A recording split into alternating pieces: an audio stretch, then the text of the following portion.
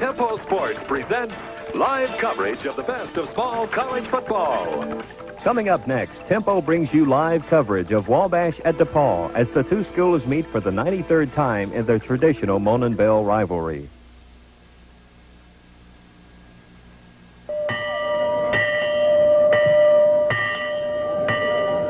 Dawn breaks over the peaceful Indiana countryside, the silence broken by the solitary sound of a bell's chime.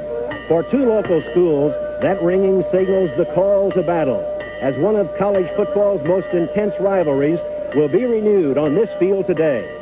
Live from BLACKSTOCK Stadium in Greencastle, Indiana, it's the 56th annual Monon Bell game. Tempo Television Sports brings you the 94th meeting between the Wabash College Little Giants and the DePauw University Tigers. And a special hello to all the alums of these two great schools watching from across the country. Good afternoon, everybody. I'm Bob Forbes, greeting you on a beautiful day. It's blue skies and sunshine for these two teams today, and what a game we should have. I have two fellows who will be working with me all day, and they'll be prejudiced, but, well, they should be, because they either went to this school or they worked at one of these schools. To my left, the visitor, Steve Wilt, who is a senior from Columbus, Indiana, at Wabash College. Steve does the play-by-play for the college radio station. Steve, the big thing today that's apparently in the wings for Wabash would be a possible invitation to the Division III playoffs if they win today. Is that on their minds? Well, it's on their minds, but I think the most important thing, as Coach Carlson's pointed out all week, is to win 9 football games. If they win today, the playoffs come and the Monon Bell comes. So the team's really concentrating on winning today's football game, and the rest of it's just sort of gravy. What kind of condition the team in today? The team's in a very good frame of mind. They've won 5 straight. They're 8-1 on the season, 6 in the country, and they have a quiet confidence about them all week long. The players have been knowing what they have to do, and it's going to be a very good contest. Wabash is a big play football team. They're going to have to be out there and make things happen. They just can't sit back and let DePauw take control of the football game. They have to be aggressive and play to win, not to lose. The gentleman on my right, who's been through this many times, a former head coach at DePauw, an athletic director, recently retired about 6 months ago, Tommy Munt. Tommy, you've been through this very thing. 18 times. 18 times. All right. What is the mood today of DePauw's football team? How do they feel about this game? DePauw's very confident about this game because the setting is reversed. 2 years ago, it was DePauw that was going to go to the bowl game and get into the playoffs. But this year, it's Wabash. DePauw's not in it, so it's prime for a big upset here this afternoon. I would assume, like Wabash, Nick Morozes has no trouble getting the Tigers up for this one. No, there's no trouble getting ready to play Wabash College. We know what a treat it is for those students to be able to come down to our campus here in Greencastle. So, but it's absolutely no problem. Everybody's ready to go. I would assume that you're predicting a DePauw victory.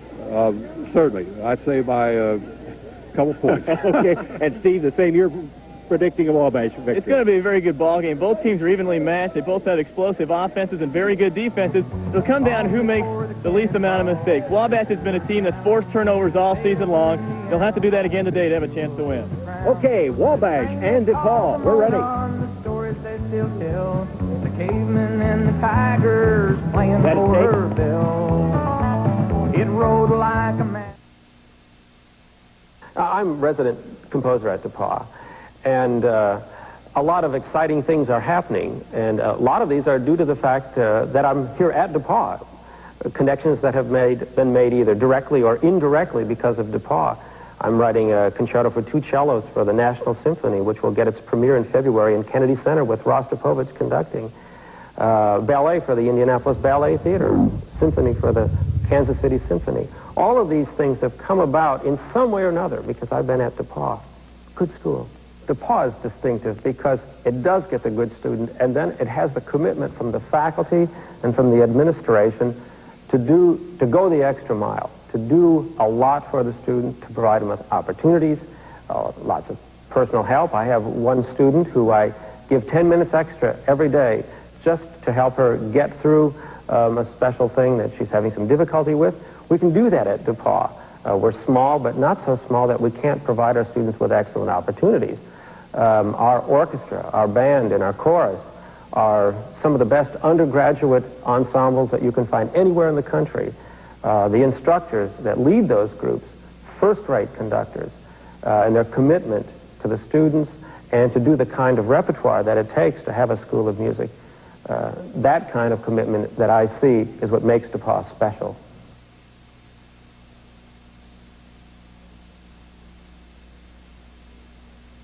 At a place like Wabash, it's a very close relationship. I have students coming in here all day, and it's not just questions about what's going on in class. There are questions about, what should I do? What type of a job should I be looking for? Should I go into graduate school? So I think a teacher here is more than someone who has contact with these students in the classroom. He at times becomes an advisor, a friend, someone to talk to. Rigor, distinction, and independence. Wabash College, a private liberal arts college for men. Call or write today. Welcome back to Blackstock Stadium. It's a very short time now. DePauw and Wabash will go at it in this long series.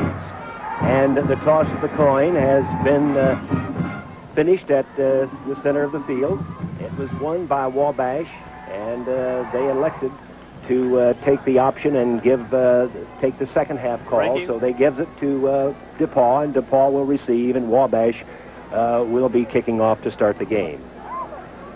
So we're set here on a beautiful afternoon, Steve. This is some kind of a day, is it not, Steve Wilt? It sure is. It's a very sunny day out. 62 degrees is the predicted high this afternoon, and not much wind there. So it ought to be a very good day for both offenses to get the ball in the air and going. And Tommy Mont, does that call surprise you that they took the option? Well, Steve hadn't played in Blackstock too much. There is a stronger wind than you think if you look at the flag up there, and I think the Wabash is going to take advantage of that wind in the first quarter. Okay, Steve, what about Coach Carlson? Well, Coach is very confident in today's ball game. We're sixth in the country this year, and this is a big ball game. A win will put Wabash in the playoffs, and I had a chance to talk to Coach Carlson before the contest about being ranked number 6 in Division III this season. Paul was in a position to go to playoffs if they beat us, and we beat them on this field 28-8, and I'm sure that thought is in the back of their mind, and they'd like to reciprocate today the same favor to us, I'm sure. But our kids also are aware of the fact that Paul's thinking about that. We can't control their thoughts. We can only control the thoughts of our own players, and we think we're in a good frame of mind, and we just want to win 9 football games. That's the important goal today. We're 8-1. We need to win our 9th game today. Everything else will take care of itself after today's victory. Very good. Excellent, Tom. Back again at Blackstock Stadium. Very shortly, we'll have the kickoff for this game between the DePauw Tigers, 6-3, and, of course, Wabash Little Giants, 8-1, hoping to go into the playoffs.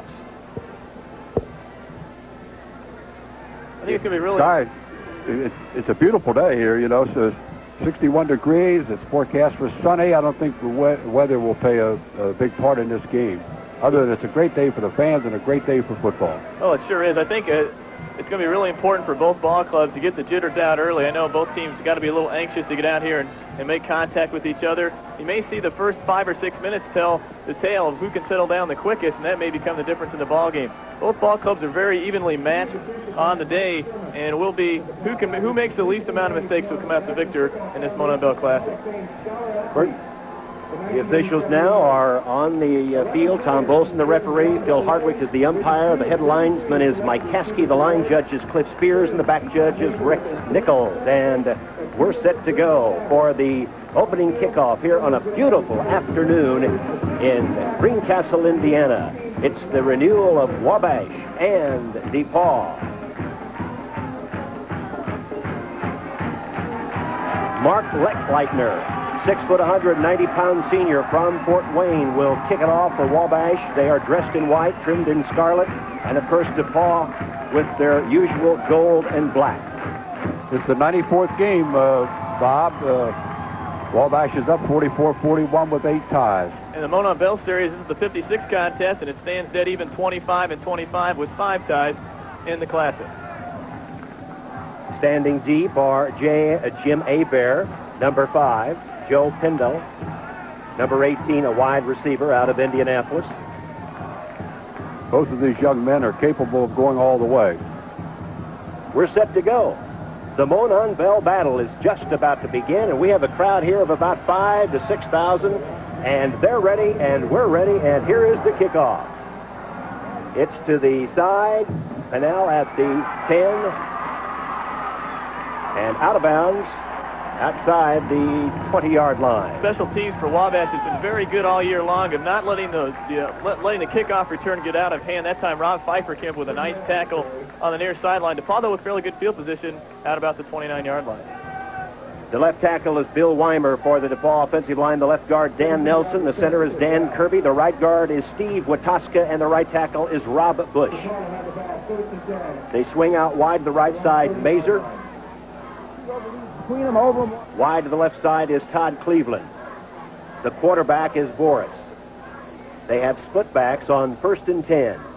The tailback is Hebert from Cincinnati, a junior. Hebert trying to go wide. And won't do it. And you can see the great pursuit of the Wabash defense. This is not a very big ball club, but they have excellent quickness on the outside corners. Kelley House and Tom Jakubowski, along with Ben Brown there to make the tackle. And this is the kind of thing they have to do, is they have to shut Hebert to the outside. He's a very slippery runner. As you can see, he's gained 566 yards on the season. He's a very big threat for the DePauw Tigers. Tom, that's not the way Coach Nick Marazis wanted to see it happen. No, their defensive end made good penetration there and stopped any chance of a maneuver by Jimmy Hebert. Boris, the quarterback, sets up his offense. It is 2nd down and 18. Boris, a fake pitch out. He'll throw. And he is sacked. And again, the great pass rush. Chris Cochran gets in there. That's his 5th sack of the season. And the penetration right now, again, not a very big defensive line, but very quick. As you see it on your screen, Chris Cochran at the strong side end. Dave Adich with 10 sacks on the season at the strong tackle. Then Matt Haliva at the quick tackle position, and Ben Brown, who made that great play on the first play of the game, is at quick end. Linebackers, Kelley House, leading tackler in the ball club, John Pope and Tom Jakubowski. And in the secondary, you'll see Rob Pfeiffer, Brian Anderson at the safeties, Marty Kaiser, and Dave Dunlap. Also, Sean Sedal, who's in the game right now, who leads the teams in interceptions with 5. It is 3rd down and 23. One setback. And we may have a delay of game. So it's just not starting out well for the Tigers. No, DePauw looks tentative out there. They're little. Well, it means a great deal to be in the Monon Bell game, and a lot of these young men are playing. It is back at the 7-yard line. It is 3rd down and many. The momentum right now, all in favor of the Little Giants on this sunlit afternoon here at Blackstock Stadium in Greencastle. In the end zone is the quarterback, shoots it out. He's got the man. It's Hebert out of the backfield. However, he is stopped at about the 15-yard line, and that will bring up a punting situation. Good coverage by the Wabash secondary. That's their nickel coverage there. They bring in 6 defensive backs into the ball game and try to shut everything deep. That time, Mazer tried to get down the field around the 1st down area, but he was well covered by the secondary. Also, a good pass rush by Matt Haliva there to make him dump the ball off to Hebert for short gain. It is Tom Dunham from Ridgewood, New Jersey, standing back at about the 2. He's going to have to hurry. Partially blocked. And it's recovered by Wabash in the air by Robert Pfeiffer, and a flag is down. And Wabash has done that all season long, Bob. That's the 6th block punt they've had this season. And that time they sent 10 guys and came hard, and a great block there. We'll have to see maybe on the replay if we can get who blocked that punt. But Rob Pfeiffer with the recovery, and let's see what the flag is. Let's hear what Coach Nick Marazis had to say about this game. Number one, I think that, after 3 years of not having it, our seniors are very hungry to have it here. Okay, we want to keep it in Greencastle after the ball game. And as we talk to the squad, we're playing it for ourselves and all the seniors in the last 3 years that haven't won it. So that's the biggest incentive that we have going for us. It is an illegal block, which puts the ball at the DePauw 46-yard line. 1st and 10, Wabash. Kurt Selby is the quarterback. High formation with 2 wide receivers. It is their fine tailback, but he's not going far. Tell us a little bit about this gentleman, Tim Oliver. Oliver's a freshman out of out of Martinsville, Indiana, who's gained 720 yards in the last 5 contests since moving into the starting lineup, and he's done a very good job of establishing that running game. Here's the offensive line. Larkin, Canary, Brewer, King, and Kakmar across the front. The receivers, Mike Funk, who is 1 catch away from a Wabash single-season record. Casser's the tight end. Broker, a big play receiver. Selby, the QB. And Bukowski and Oliver are the running backs. 2nd down and 9 after a pickup of about 1. It again is a slipping and falling as he gets to the line of scrimmage, Tim Oliver. And I guess, Tommy Mott, that this has got to be a big defensive situation for the Tigers right now. Okay, well, this is a big defensive down for DePauw, because if they get out of this, forcing Wabash to punt, that block kick will not have meant as much. But we have Sean Steele, the outside linebackers Bob Morrison, Kevin Burns, Dick Jones, and Brett Hickman. The secondaries, Mike Weber, Ed St. John, and Mike Sherman for the Tigers. It's the shotgun, and they wing it out. It's caught by the tailback out of the backfield, and he's going to be short of the first down. This will bring up the first big coaching decision here by Coach Carlson, where should they go for it? Yeah, maybe they kick a field goal with the wind at their back. Plisky's a good kicker. That'll be a 56-yard attempt if he attempts it. And I also want to mention Doug Lowry for DePauw is their best pass rusher with 8.5 sacks on the year. He really forced Selby to unload that ball a little early, and it looks like Wabash will send Hemingway in to punt. I think it's a smart decision on Coach Carlson's part this early in the ball game. It is 4th down and 3. Dropping back to the single safety is Jim Hebert for the Tigers. Hemingway with a punt. Trying to kick it out of the in the Coffin Carter, but it rolls into the end zone for a touchback. It will go out 1st and 10 Tigers at the 20. So I would say after the first 2 possessions, the track is back even, so to speak. I know DePauw is breathing very much easier right now. They got out of this. The defense did a good job of really turning over that turnover, and we're going to take a timeout now. The score, no score in this 95th Mona Bell Classic. Okay. We're back. 2 wide receivers in the backfield for the Tigers. Mark McAuliffe is the fullback. Hebert is the tailback. Now we have an official's timeout. We have 10:22 left to play in the first period. There is no score at Blackstock Stadium. Students, they enjoy learning. They make classes exciting by giving their students or their fellow students challenging questions in the classroom, by asking professors challenging questions, trying to probe deeper all the time into information that they find of interest. And I think in the classroom, especially in the advanced courses, you find the kind of student that really is there to learn and not just there to fulfill a requirement, and that makes it much more exciting for a professor.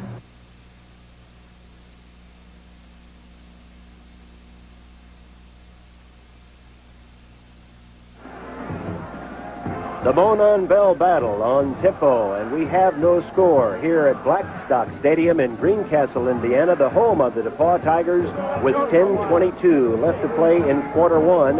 And it appeared at the opening of this game with the first offensive possession for DePauw, Wabash completely controlling the tempo. And play on the words there, I guess. But at the same time, Tom, they came back, held Wabash, and I guess with the ball 1st and 10 for the second possession for the DePauw at its own 20, not too bad for them. Well, there's probably some new wrinkles in the defenses that upset both offensive teams, and they were both appeared a little tentative. So right now, I guess the coaching staff has been working with the offense, and they're trying to figure out what Wabash is doing. Wide to the left side is Todd Cleveland. Wide to the right side is Tony Mazer. The DePauw Tigers with their black jerseys, gold trim, and the contrasting all-white Wabash uniforms with the scarlet trim. And people are everywhere on this beautiful afternoon in Greencastle, Indiana. Forrest, the quarterback, pitches out. Hebert. Those are the first positive yards of the afternoon for the DePauw Tigers. Well, Boris faked the pass there, then a little tricky play there. He pitched back to Hebert. It was almost like a screen pass. Again, the pursuit, though, by Wabash was very good there. Good blocking up front by DePauw, but it looks like Pope there able to make the tackle along with Rob Pfeiffer to stop him for a 5-yard pickup. It is 2nd down and 5. At the 25-yard line, we're in the first period. No score, 9:50 left to play in the opening quarter. Shotgun formation. In motion is Abear. Boris rolls to the right and looks.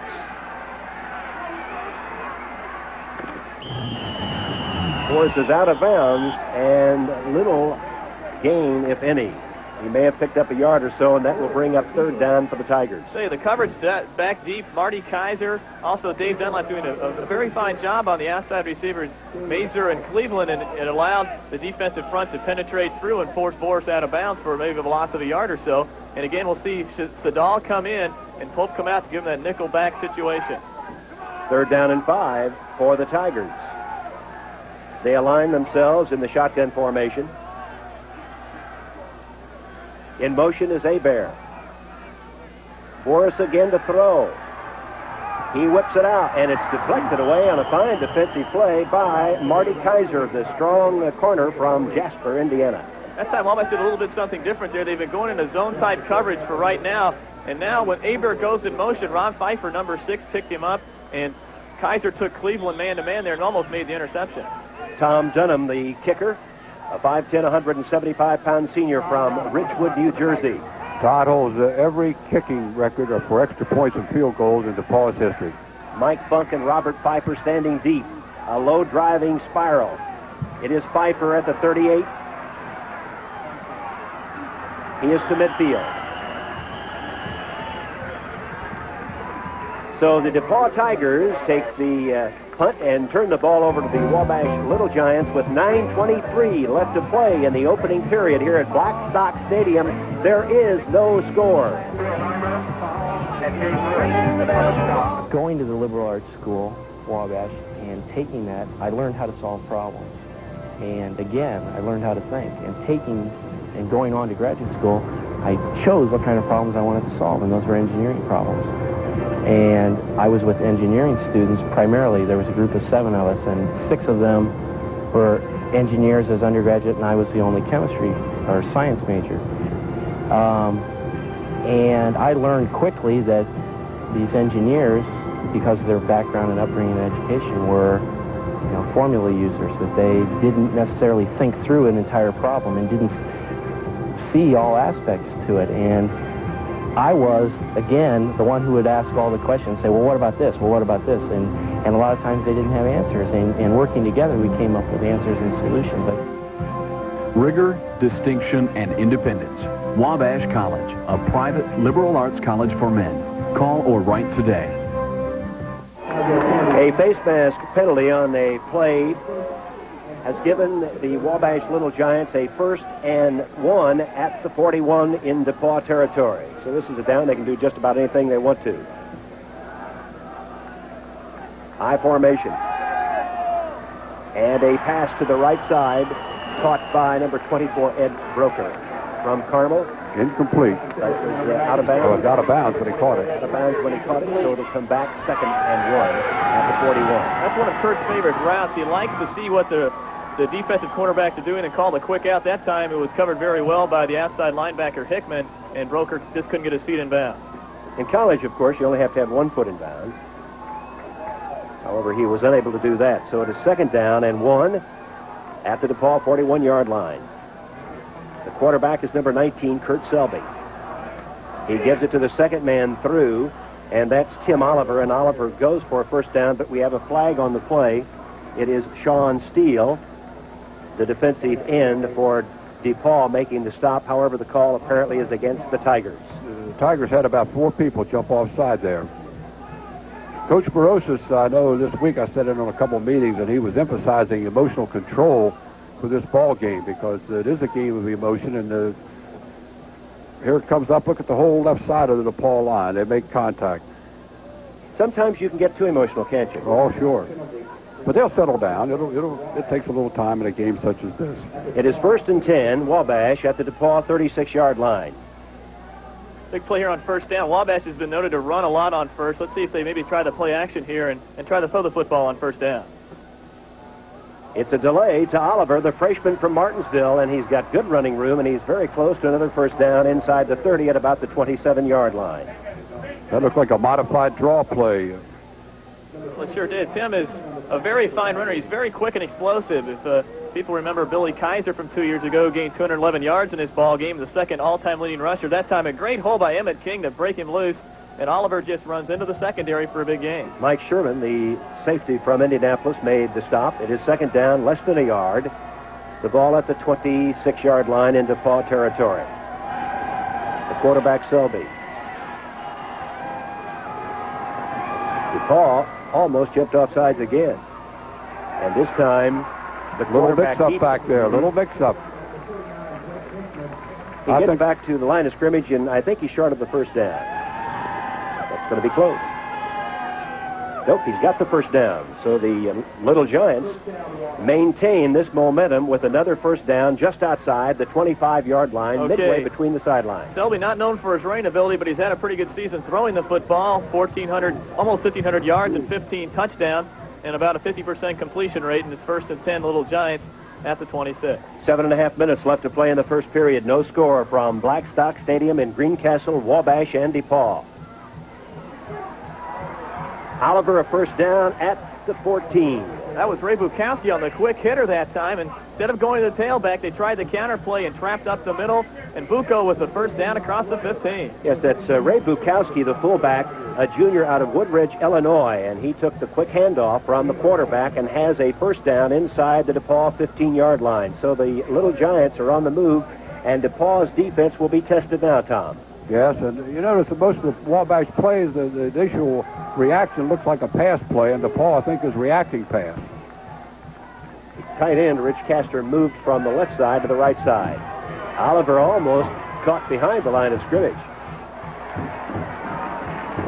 The black shirt's there to meet him, but he does have a gain on the play to about the 12. Brett Hickman, the outside linebacker, forced that play to the inside, and it's very good that he did, because there had been plenty of running room to the outside for Tim Oliver.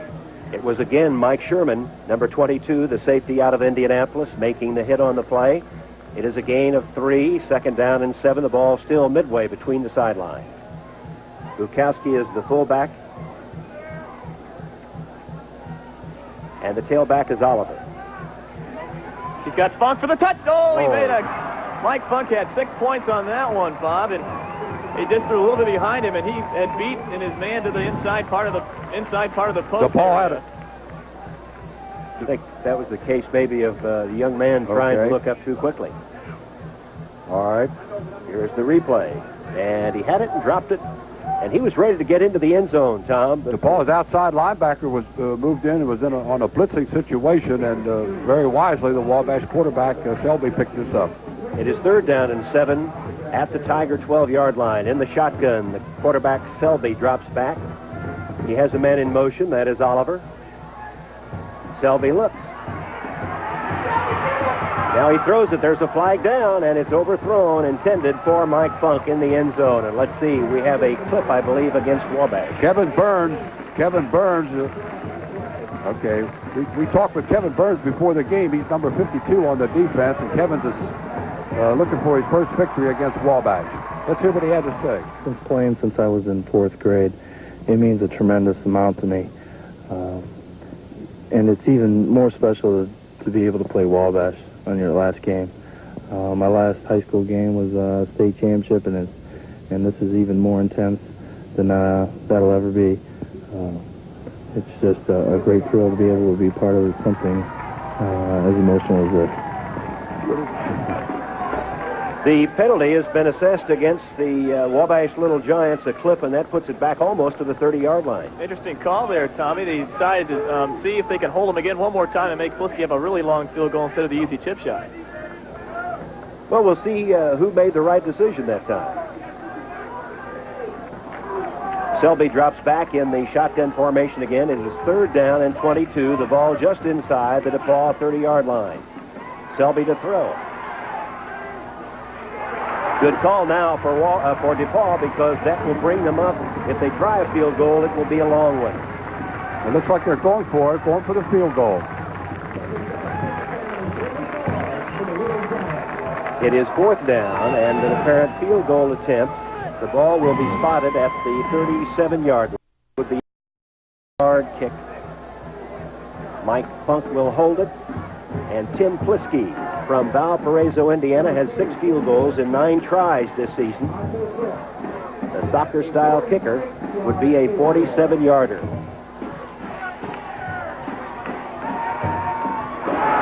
And it's way off to the mark.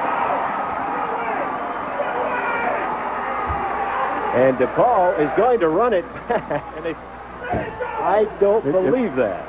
Well, the ball had stopped. That would have been Wabash's ball on the 1-yard line.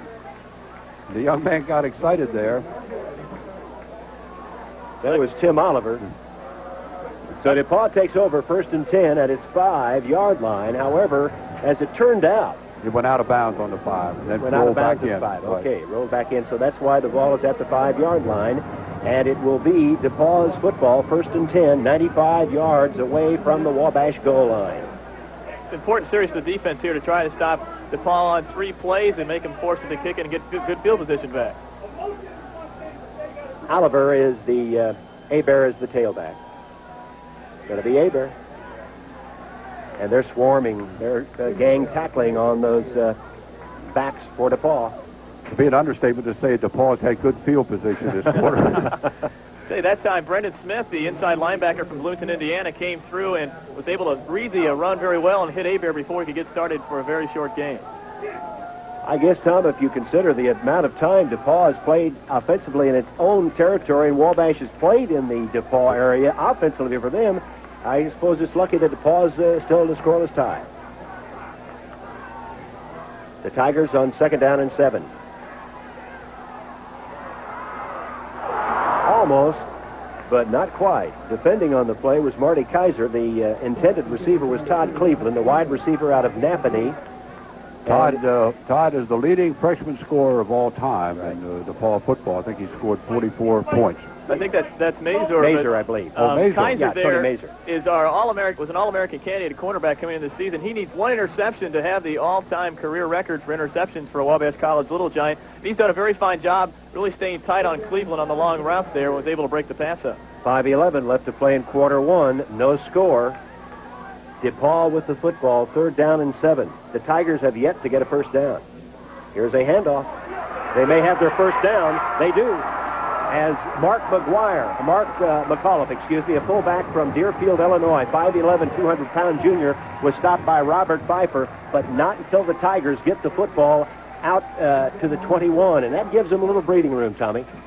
That was a nice trap play. Number 61 pulled and trapped the defensive end for Wabash, and it was a nice cutback. It is 1st and 10, the Tigers, at their own 21-yard line. First period, 4:50 left to play in the first quarter. No score. They have the 1 wideout. That's to the open side of the field.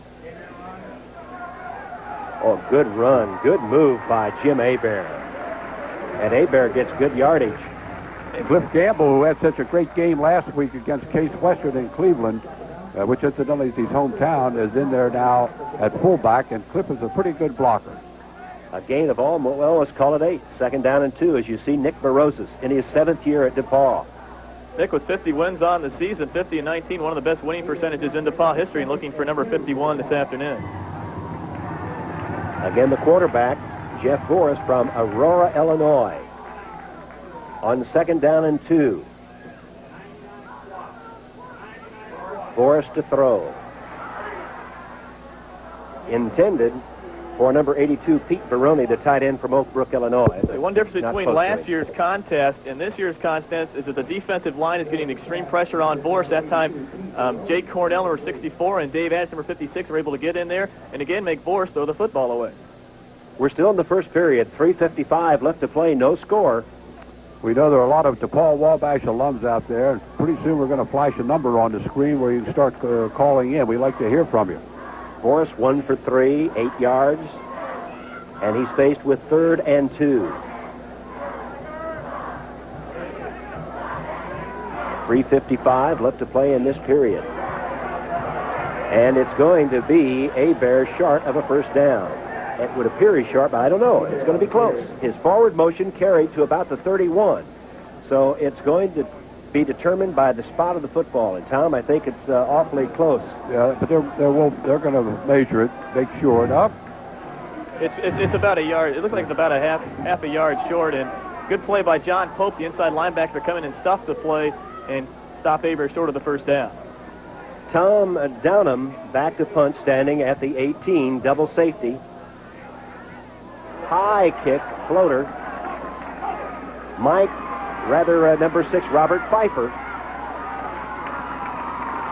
Pfeiffer's got to be the hardest running kick returner I've ever seen. He never goes down. That time, he's able to get a 9 or 10 yard return on something that would look like it was good coverage by the DePauw defense. And Ron Pfeiffer all this year has never fair caught a ball, and he's continuing to make that the case today.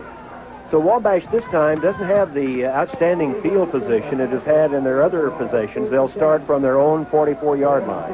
It's still pretty good field position, and they have to give the defense a lot of credit. They're keeping DePauw pinned inside their 30-yard line, and they're able to get the ball in very good shape off the punts. You might say both teams have been off to a flying stop here so far in the first quarter. Okay, that was the voice of Tommy Mont, former football coach and athletic director of DePauw. And to my right, we've been hearing Steve Wilt, a senior at Wabash College. And, of course, they are rooting for these teams, their respective teams, and they make no bones about it, but that's fun. That's what it's all about, guys. That's what makes this game such a good one, the closeness of the two schools. And right now, the DePauw defense is doing a very good job. Their linebackers are really shutting down Oliver. This defense is really designed for all the linebackers to make the tackles. On the season, those 4 guys have combined for 355 tackles. 2nd down and 8 after the running play, just outside the 45-yard line. We're down to 3 minutes in the first period, no score. There's a delay to the second man through, and again, it's number 22, Tim Oliver, but they pretty well have him figured up on that play. Bob Morrison, the outside linebacker for DePauw, making the stop. No gain on the play, basically. We'll call it 3rd down and 8. Bob, you notice almost every action, or the first couple steps of the DePauw quarterback indicates pass. And wide to the left side is Funk. Wide to the right side is Broker. These are the kind of situations Wabash wanted to avoid, the 3rd and long, where DePauw knows they have to throw the football. And that's what Selby would appear to be doing in the shotgun. Overthrown, intended for Ed Broker from Carmel, Indiana. That brings up a punting situation for the Little Giants, but we have a flag down. It's going to be apparent holding against Wabash, and I would assume, Tommy, they would review this. Sure, the Coach Rose says he's already waving out there. Take the play, and Jimmy Hebert should be lining up then deep receiving formation here in just a second. Well, it started out the very first possession, DePauw faced with 3rd and 30-some yards, and you thought Wabash had complete control of the football game at that time, and they did. DePauw is very persevering. Well, they have persevered, I'll say that. Both teams really play hard. Hemingway to kick it away. Nice punt. Should be Pindell. Fine return to the 43-yard line by number 18, Joe Pindell, a wide receiver out of Indianapolis. So DePauw, with each exchange of the punts now, keeps improving their field position, Steve. Well, they sure have. It was an excellent return by Pindell. Hemingway did not get that ball up in the air, and a good block there by Jimmy Hebert to spring him loose, and Pindell with a 24-yard return and gives the DePauw Tigers excellent field position. Tommy, excuse me, Steve, I'm sorry. If they ever get past the 50, they won't know how to act, will they? Oh, DePauw know how to act. They have a good offensive football team. I know, but it would be unusual for them in this first period to be past the 50. They've not been able to get there yet. They've been pinned deep in their own territory. Fine catch by Todd Cleveland, but a flag is down. I think there's a pass interference call coming up here. It's a gain to the 50-yard line, a pickup of about 6 on the play, and we'll have to see. It is pass interference against Wabash. Kaiser tried his best to defend the play, but he just couldn't quite get Cleveland cutting over the middle, and that's the second completion for Boris so far this afternoon. Robert Pfeiffer, apparently the guilty person.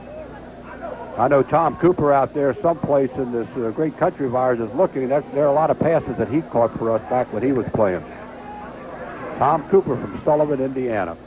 Well, I tell you, there's a lot of great players that have participated in this football game, and have gone on and are in various parts of the country right now and watching from all over the United States. What kind of difference did you see in this contest back when you coached in the 60s and 70s than it is, say, today in 1987? Well, the style of play has so changed. It's so much more wide open than it was back in those days. Substitutions are very liberal.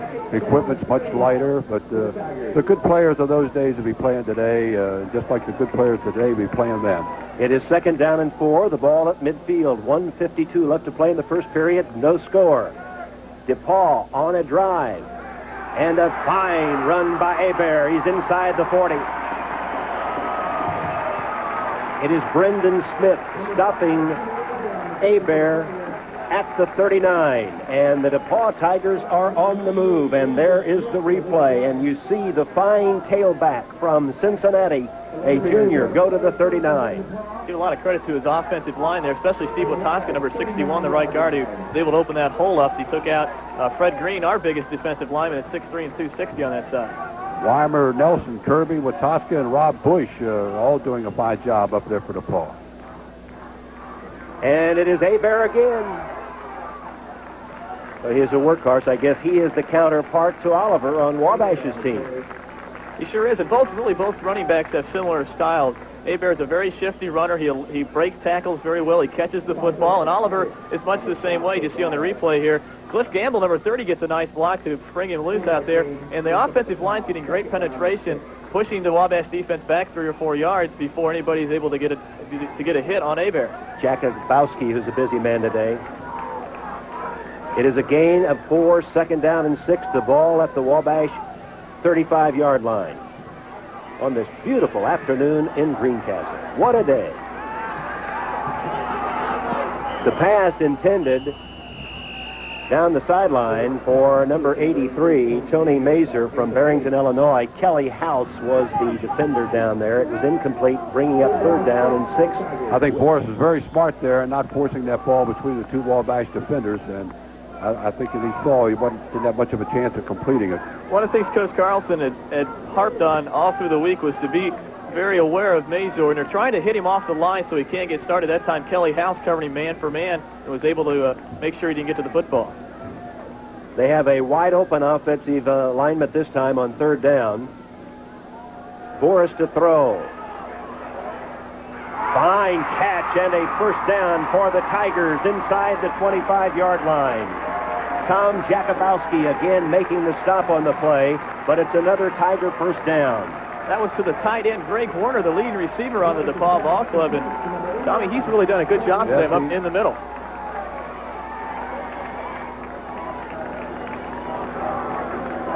It's 1st and 10 at the 25. So this is the first real threat for the Tigers this afternoon. The Wabash defense has been known to give up quite a few yards. In fact, they average giving up 330 yards a ball game, but only 16 points a game. And this is where they become extremely tough inside their own 30-yard line. This will be the last play if they get it in. It is Hebert, and Hebert to about the 20-yard line as the first period comes to an end. We're here at BLACKSTOCK Stadium.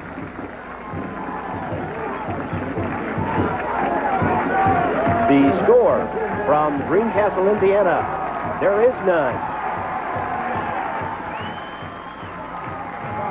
Had a fire in their eyes, blood and spit, but never quit fighting for the prize. The medal. It's really great being a student athlete at DePauw because in every sense of the word, you are a student first and an athlete. And it really gives you the opportunity to work with, as I mentioned before, the professors on an individual basis. And if you need that extra assistance, they're there to help you with that. But also that carries over to the athletic field. We have the coaches here that work very close with you, but they give you the opportunity to really go out and do your best and try to be the best that you can be. And I didn't play football with 4 games. I played 4 games of high school football, and then to come to DePauw and not play my freshman year, but then decide to go out and give it a shot. And the coaches gave me that opportunity, and then going on having a lot of success in it, and ended up getting signing with the Dallas Cowboys as a free agent. Gave me the opportunity to really go down and realize that I could be an athlete as well. But the thing that was most important to me and the highlight of my experience with the Cowboys was the fact of going down there and there's 115 rookies, and out of the 115, 5 of us stood up and had our degrees, and that made me feel good because I knew that I truly was a student athlete.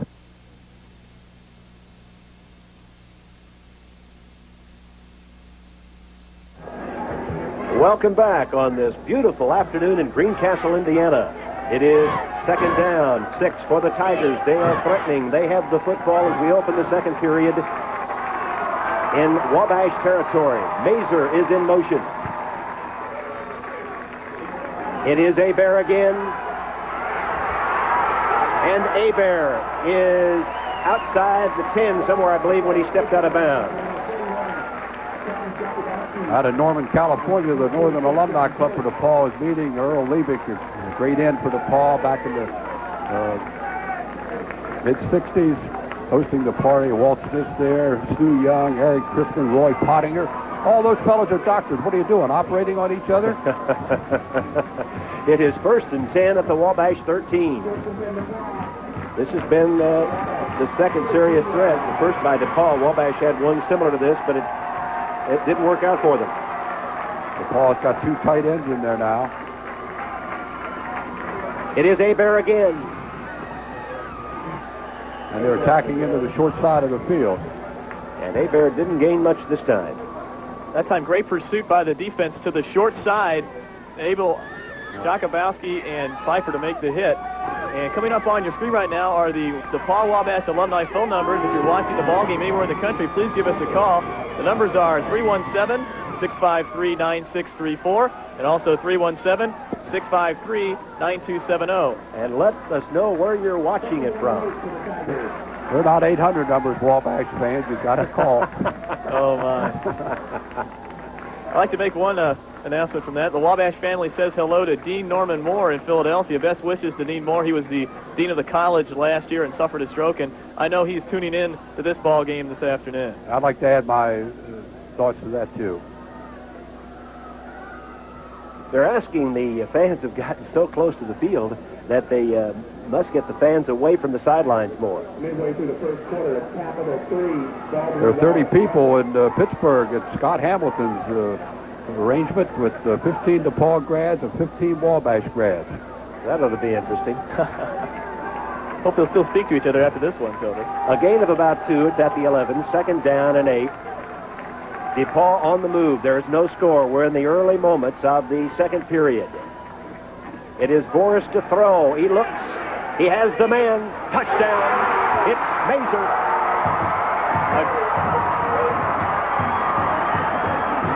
An 11-yard touchdown pass from quarterback Jeff Boris to Tony Mazer from Barrington, Illinois.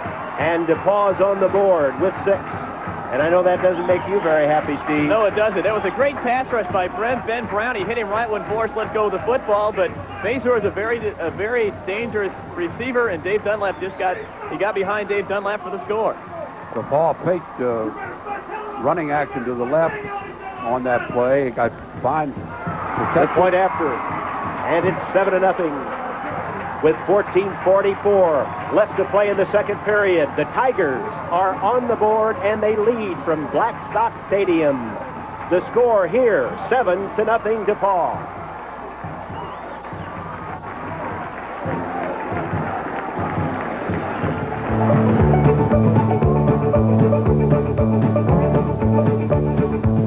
I think probably the thing that makes Wabash unique, we first of all recruit students. We do not recruit young men simply because they're athletes. So we go after a student first, and we've been able to get a wonderful blend of a student athlete. To give you an example, we have a student body of 840 young men, and the last 2 seasons we have had over 130 young men show up for football. So we've got over 1/8 of our student body who is on the varsity football team. Wabash College, a private liberal arts college for men. Call or write today. Well, DePauw took 9 plays in that 55-yard drive, culminating with a pass from Boris to Smith for the touchdown. And this game has just turned completely around, Bob Forbes. Oh, it sure has. DePauw was in the hole right from the very start, and now after a series of punts, the complexion has changed. But don't count those little giants out. I think Steve is anxious to mention something, too.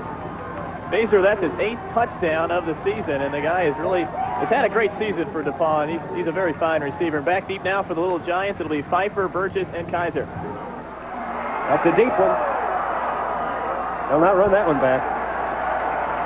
Well, they're pumped up, Tom. It's amazing what a touchdown can do for you. Okay, and we have again. I'd like to hear from you. Go ahead, Tom.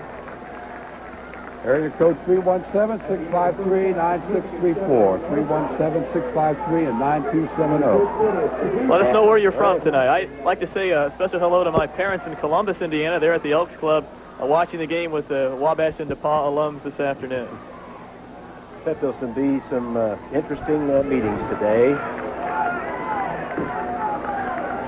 Okay, 1st and 10 Wabash. Let's see. It's always important for a team to have a good possession after they've been scored upon, right, Tom? Sure does.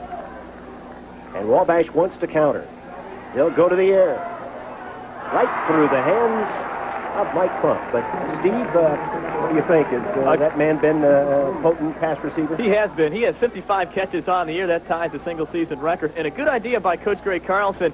They've been keying on Oliver. They've really manhandled him so far. So they play action fake. Funk was wide open, but he just couldn't hold on to the football again.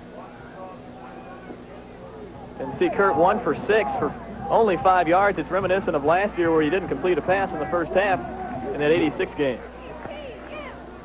Time for an interception to come up here pretty soon. Haven't seen a big play yet. In motion is Broker. It is Oliver. They're waiting on him. We've got a flag down. Right in the pile of that that you see right there, or you don't see it right now. You're looking at something very nice, and that's the DePauw cheerleaders. But in that pile of humanity, as they unscramble, it is a face mask.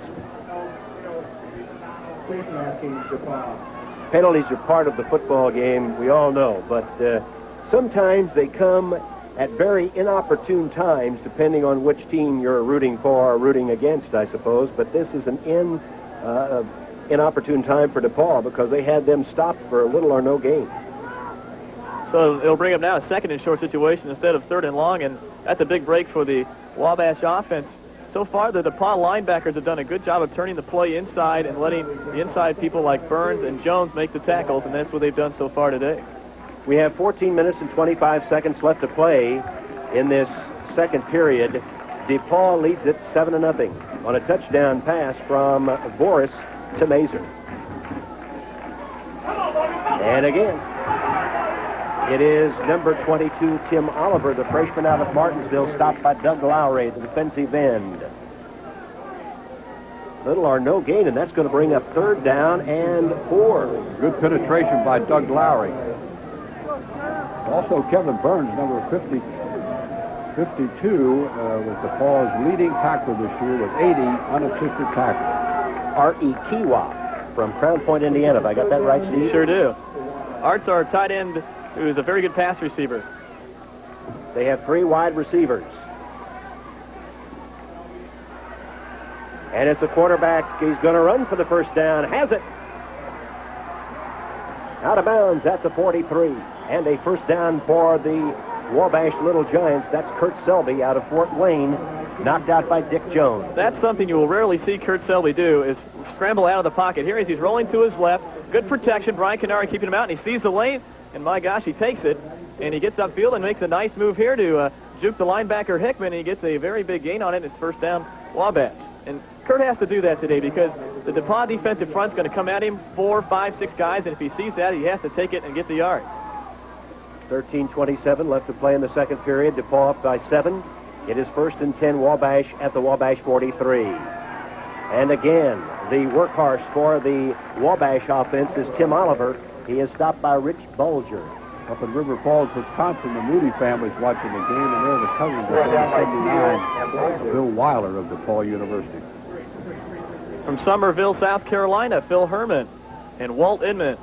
Neighbors, class of 59, they both played center on the football team for the opposite ball club. So yeah, that ought to be interesting. The ball just outside the Wabash 45, a pickup of 2 by Oliver. The quarterback, Selby, up over the center.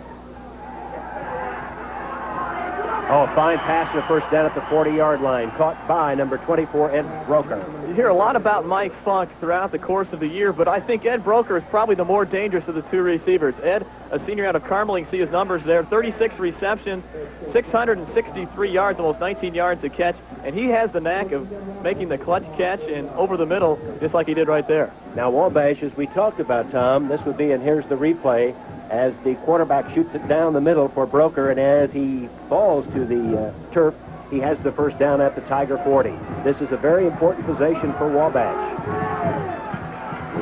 DePauw scored previously. They want to counter immediately to kind of get that momentum back.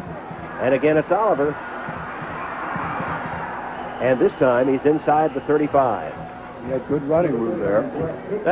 This Kurt Selby is a tall, but for a Division III quarterback, he's a very tall fellow. He can just stand right there and get that fine protection from the Wabash line. Well, here's the replay on the run here. Tim Oliver, this time a great block by Brian Canary, the outside guard, to get Tim to the outside. And the pursuit finally catches him after an 8-yard pickup. And Tom, you're right, Selby 6'4" and 215. And our backup quarterback, Brett Butler, 6'5", and they're able to see over many defensive fronts in Division III. Oliver now 12 rushes for 41 yards. They have 3 wide receivers, 2 to the open side of the field, and they're in the shotgun. It's a handoff, and it is the fullback, Ray Bukowski from Woodbridge, Illinois, but we have a flag down back we have the line a of holding scrimmage. penalty here. Usually when that flag comes from the referee behind the offense, it's usually a procedure call or offensive holding, and I think that's what you're going to see right now.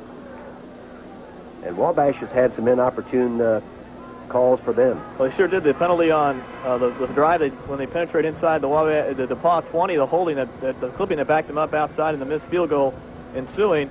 And this time holding, which takes away a first down and gives you second down and long now. This will bring it back, and it will put Wabash back a bit as they begin to penetrate DePauw's territory. Out in Dog Patch, Maryland, there are 13 loyal DePauw men and women with their husbands, spouses, watching from Dan's Disco Saloon. And Dan Lillerhurst, I believe it is. Dan Lillerhurst, DePauw 66. Okay, keep it Good coming. to hear from you, Dan. We want to hear from everybody, from everywhere. Let us know. It is second down and 13 after the penalty. In the shotgun is the quarterback, Selby. In motion is Oliver. It is Selby, a flag down again. He's going to run it. He is dropped at the 35 and picks up about 8. It's a procedure call against Wabash. And that's going to nullify that play. So this first half has not been a good one. Here comes the replay now. Quarterback Selby, and you can see the flag right there. Well, set up this great play by the defensive front here when they get Selby finally after a short gain. It was the coverage downfield again. Mike Sherman, Ed St. John, and Dan and Mike Weber doing a fine job covering the deep men for Wabash. And those phone numbers are 317-653-9634, 317-653-9270. We want to hear from you folks. DePauw, Wabash alums, let us know where you are, where you're watching, and if you're enjoying it. Okay, we hope you are. We are. Jim Nichols, Wabash class of 61, is watching from Richcraft, California, in the mid-Mojave Desert. Yay, Wabash and tempo, he said. And if you have a party, let us know how many in your party. If you got 10, 20, 50, 100, let us know. It's a great game, and we're having fun up here, aren't we, fellas? Well, we sure are. The score could be a little better for the... I thought he would say that. Right now, Wabash has been penalized 6 times for 45 yards, and that has really killed 2 of their drive, and Kurt Selby wants to talk it over with Coach Greg Carlson on the sideline. I imagine that's not a planned timeout, but they're going to have to use one of their timeouts. The score here in the second period, DePauw leads at 7-0. Down in Asheville, North Carolina, Ken Owen and Wink Wyman are watching the ball game. Say hello to my friend, Mayor Oxenrider. Oh, I think there are tremendous opportunities, and I think that our students are very good at taking advantage of the opportunities and creating other opportunities once they've gotten here. I think that we could probably count hundreds of stories, actually, of students who have made a good deal out of things that have happened here, going from winter term to subject matter that they've gotten in their classes, and they've extended this to job opportunities. They've extended it to recreational opportunities, and I think that story goes on and on.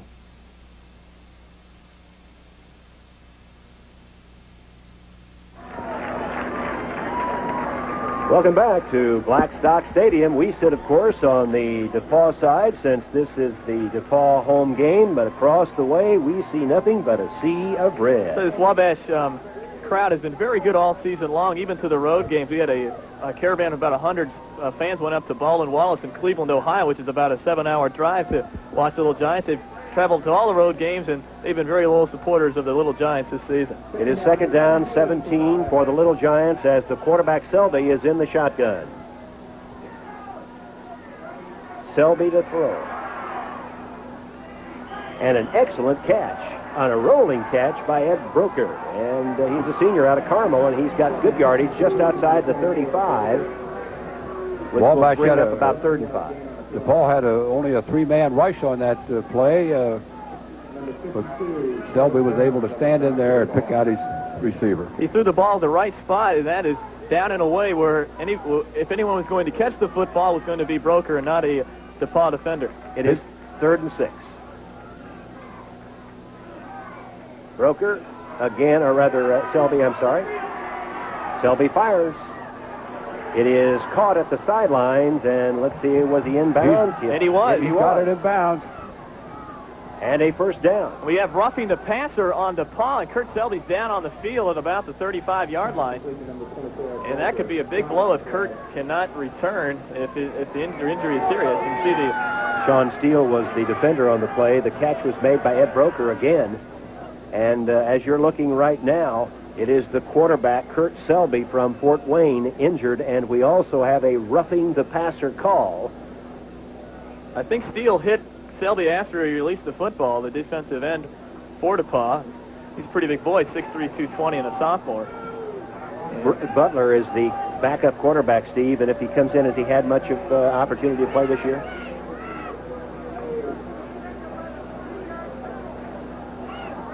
I'll answer that about Butler here after we listen to Dave Adich talk about what it's going to take for the Little Giants to come off of that 4th straight Monon Bell victory. Never lost to DePauw, and I'm about to start to today. Winning today means when I can look at my face in the mirror tomorrow morning and say I did a good job. Means everything. Or do your parents come out to the game? Every game. Okay, Brett Butler, the quarterback, a sophomore out of Trafalgar, Indiana, at Indian Creek High School, played with Tim Oliver, and Brett come in a few games in the second half. Kurt's had a poor start, and he has guided the football team very well. He's completed almost 50% of his passes for a couple touchdowns. After the penalty, it is 1st and 10 at the DePauw 11, and it's Butler, the backup quarterback, pitching it back to Oliver. Oliver is hit hard, but he has yardage down to about the 5-yard line. Mike Sherman again making the stop. That was a great block by the offensive left guard, Ryan Canary, the 6', 215-pound senior out of Fort Wayne, Indiana. Took out the outside linebacker, Brett Hickman, and gave Oliver the chance to scoot outside and get a very big gain. Here's the replay, and you can see Canary just cut Hickman out there and allowed Oliver to get to the outside for the big gain, and Sherman saved a touchdown with that tackle. That reminds me of the blocks that Duff Gula and Bill Alcott used to throw. Selby is back in, so he was just shaken up. We're happy to see that. We don't want to see anybody in either team injured today. We want to see a clean, hard-fought football game. It is Selby again. This time they have him back at about the 10-yard line. There was a mix-up in the Wabash signal calling there.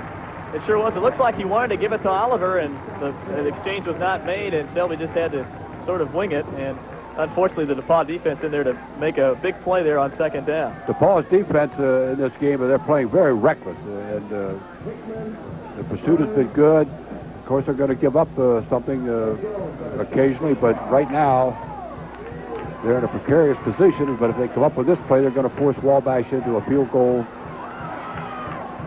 It is 3rd down and 8 at the 9. Let's see what they come out with here. Selby, the quarterback, up over the center. He is rolling to throw. He's got Funk. Oh, he can't make it. Couldn't hang on to it. It was Mike Funk again, and that's the second time. That wasn't as easy of a catch as he had the opportunity earlier in the game. But they say, I guess, Tom, if you can get your hands on it, well, you should be able to catch it. But it wasn't a perfectly thrown ball, but it was catchable. So it appears that it would be a field goal attempt by the Little Giants. Really important here for Plisky to nail this short field goal, leave out a 27-yard attempt, just to get Wabash on the board and take away some of the momentum DePauw has built up with their first touchdown. Spotted at the 17. Tim Plisky tries the field goal. And it is good with 8:19 left to play in quarter two. The score here at Blackstock Stadium in Greencastle, Indiana. The Tigers of DePauw 7, the Little Giants of Wabash 3.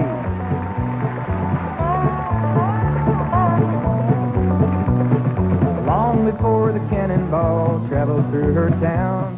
For over a century and a half, Wabash College has enjoyed generous support from her alumni and her friends. That generosity has enabled any young man who is qualified and motivated to come here to college and to graduate regardless of his financial circumstances. And because of that generosity, no young man has ever paid as much as one-half the cost of his college education here at Wabash. It's a worthwhile enterprise and needs your continued support.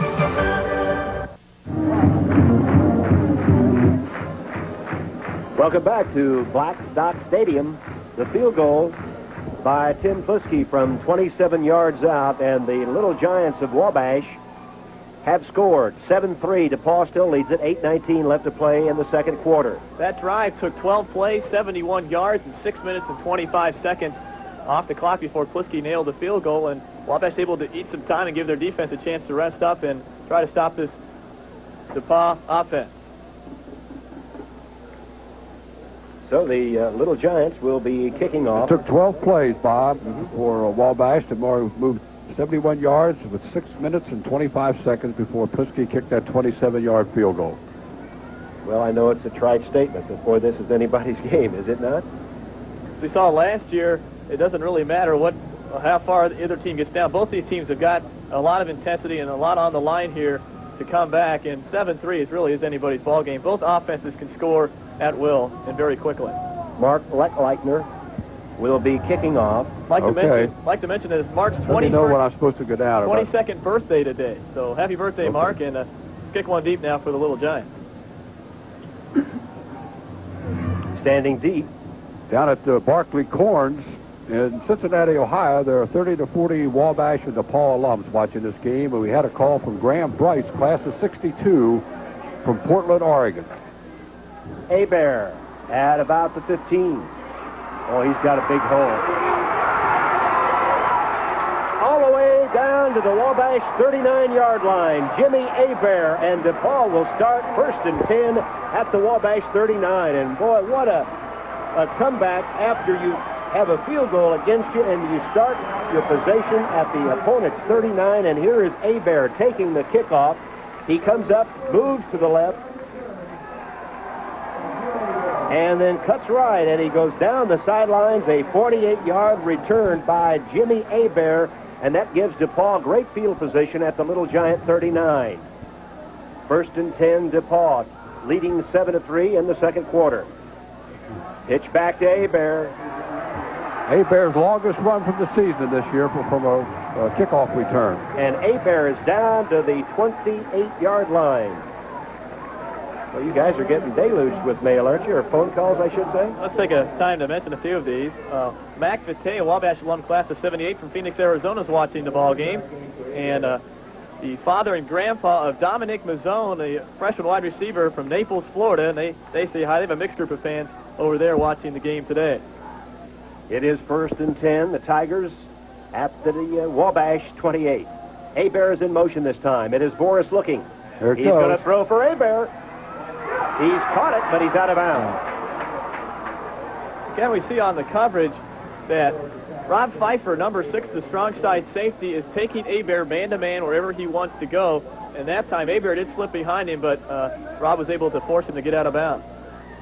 So Jimmy Hebert making the catch, but making it out of bounds will make it 2nd down and 10 at the Wabash 28-yard line.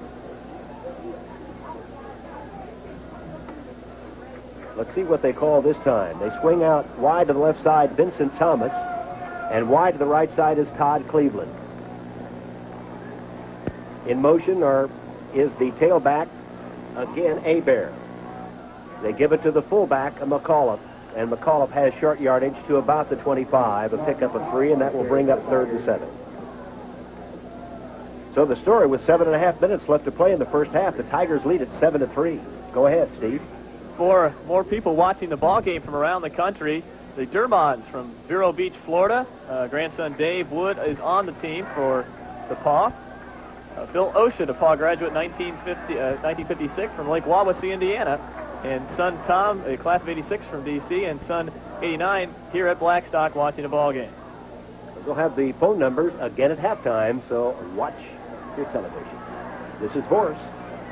Intended for Cleveland, and that would have been a circus catch had he have caught that one. DePauw had to operate there with the idea that if they didn't pick up the first down, they wanted the ball in the middle of the field for Tom Downham's field goal attempt. Here's the replay, and Tim and Forrest is getting plenty of time in the pocket there, and he rifle just over the middle, and Cleveland just a step short, not able to come up with a completion, and now DePauw's fine kicker Tom Downham in for the field goal. It would be a 43-yard field goal.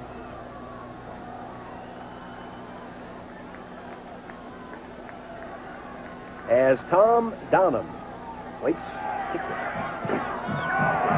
got the distance. It is good. Okay, it is a 43, what is that, a 43-yard field goal, right? And there you have it. They answer with the field goal, and it's back to the 7-point lead, 10-3. I wonder if a game going here. I wonder if Tom Feemster's looking at this football game. I remember he kicked one in the closing minutes against Wabash. So we got a lot of time to go, but let's start setting that up now. Well, Tom Downham last year had 3 field goals early in the game that gave Wabash taken out to that 9-0 lead. And he's been somewhat in a slump this year. Only 5 of 13 coming into today's contest, but he nailed that one with authority. And again, you see Hebert. This is Jimmy Hebert coming up with a great kickoff return.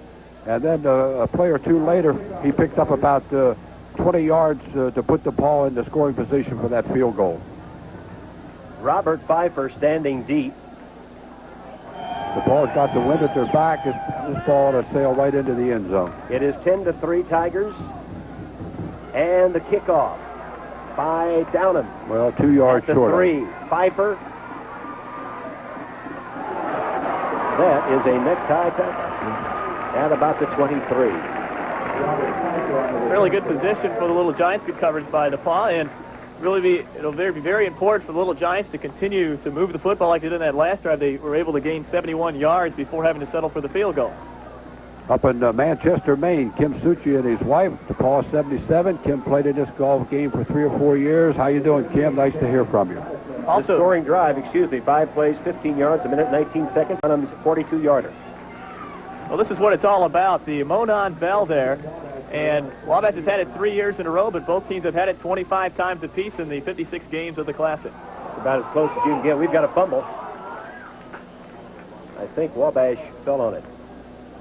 Might have been Bukowski. Ray Bukowski fell on it. Ray has had some injury problems throughout the year. He stretched some ligaments in his knee the 4th game of the season against Baldwin Wallace, but Coach Carlson calls him the best fullback he has coached at Wabash College, and he's been very instrumental in helping Tim Oliver get those holes for him to gain the yards he has in the second half of the season. I don't know whether Tempo TV or who it was that called for this weather, but whoever called for it got their wish today. It's been a beautiful day. This is more like October. Selby again to throw, running around. Oh, boys, he hit at the 15-yard line. Tempo ordered the weather, we understand. Okay. That's just typical of Greencastle, Indiana in mid-November. Yeah, it could be other ways, too, I'll tell you. There might be a little frost on the palm trees, but everything's in good shape. Sean Steele, number 95, came in with that sack. That time, Kurt may have been wise just to heave the ball toward the DePauw fans here on the near sideline instead of taking the sack. And second quarterback sack of the day for DePauw. And that front four has really impressed me so far. They put good pressure on Selby all afternoon. It is 3rd down and 17, just outside of Wabash's 15. A pitch back to Oliver, and Oliver is upended before he can get to the 20. DePauw's playing very aggressively on defense now. Tom, you said a short time ago that they were playing recklessly on defense, and that can help you, but sometimes that also can backfire. Sometimes you give up the big play, but I think it's being called for right now. They're coming with everybody there. Almost got it. Shanked it. DePauw comes back up with good field position. At the 37-yard line. That was about a 13-yard punt, and a low snap there by David Railu allowed the DePauw defense to get in there and force Hemingway to shank it off the side of his foot. We don't know if somebody might have gotten a finger on it or so, but didn't. It was a poor punt and great field position for the Tigers. Do you sense a momentum situation here for DePauw? I sure do. Of course, I remember very vividly what happened last year. Right. And here, this time, they're waiting for Mr. Hebert. He may have picked up a yard, but that's about all. He and Oliver have really been working, and I think after today, they're going to want to rest a while. I don't know about that. The one that loses may want to rest. The one that wins will want to run around and have a lot of fun. Well, our boys will be in the library tomorrow resting up. Hebert with a pretty good afternoon so far, 12 carries for 50 yards. At that time, the Wabash interior linebacking core of Jakubowski and House able to shut him down. 2nd down and 9 for the Tigers. They lead at 10-3, 4:15 left in the half. Boris to throw. A couple more yards, and Hebert will have a 100-yard day. Well, what a fine catch. All the way down to the 15-yard line. Greg Werner, the tight end from Greenfield, Indiana, has given DePauw 1st and 10 at the Wabash 15. It was Sean Seidel making the stop. Well, Steve, we talked about momentum, and Tom just said he sensed it with DePauw. Do you feel he's right on that? Well, Boris is getting all the time in the world. He's saying, Warner, get over here. Yeah, bingo. He hits him, and then Seidel has to make the tackle deep in the secondary. If you give Jeff Boris that much time, he will hurt you, and so far he's done that to the Wabash College defense. Greg Werner, the tight end from Greenfield, made the pass, a catch at the 15, and that's where it is, 1st and 10, Tigers. Boris again looks, has the man. Oh, and it's out of his hands near the end zone, intended for Todd Cleveland. And somebody in that secondary got a hand on that. I think one of the linebackers got a hand on it. Well, we had the vision up here in our booth, the way the angle we had, you could see he had the secondary man beat. Marty Kaiser, number 5, actually got a hand on that football to knock it away, but Todd Cleveland had 6 on that one if he'd have been able to hold on to it. I remember guys like Scott Ralston and Don Rosenbaum used to catch that little look-in pass so well for the DePauw Tigers. Many years ago. 2nd down and 10 at the 15.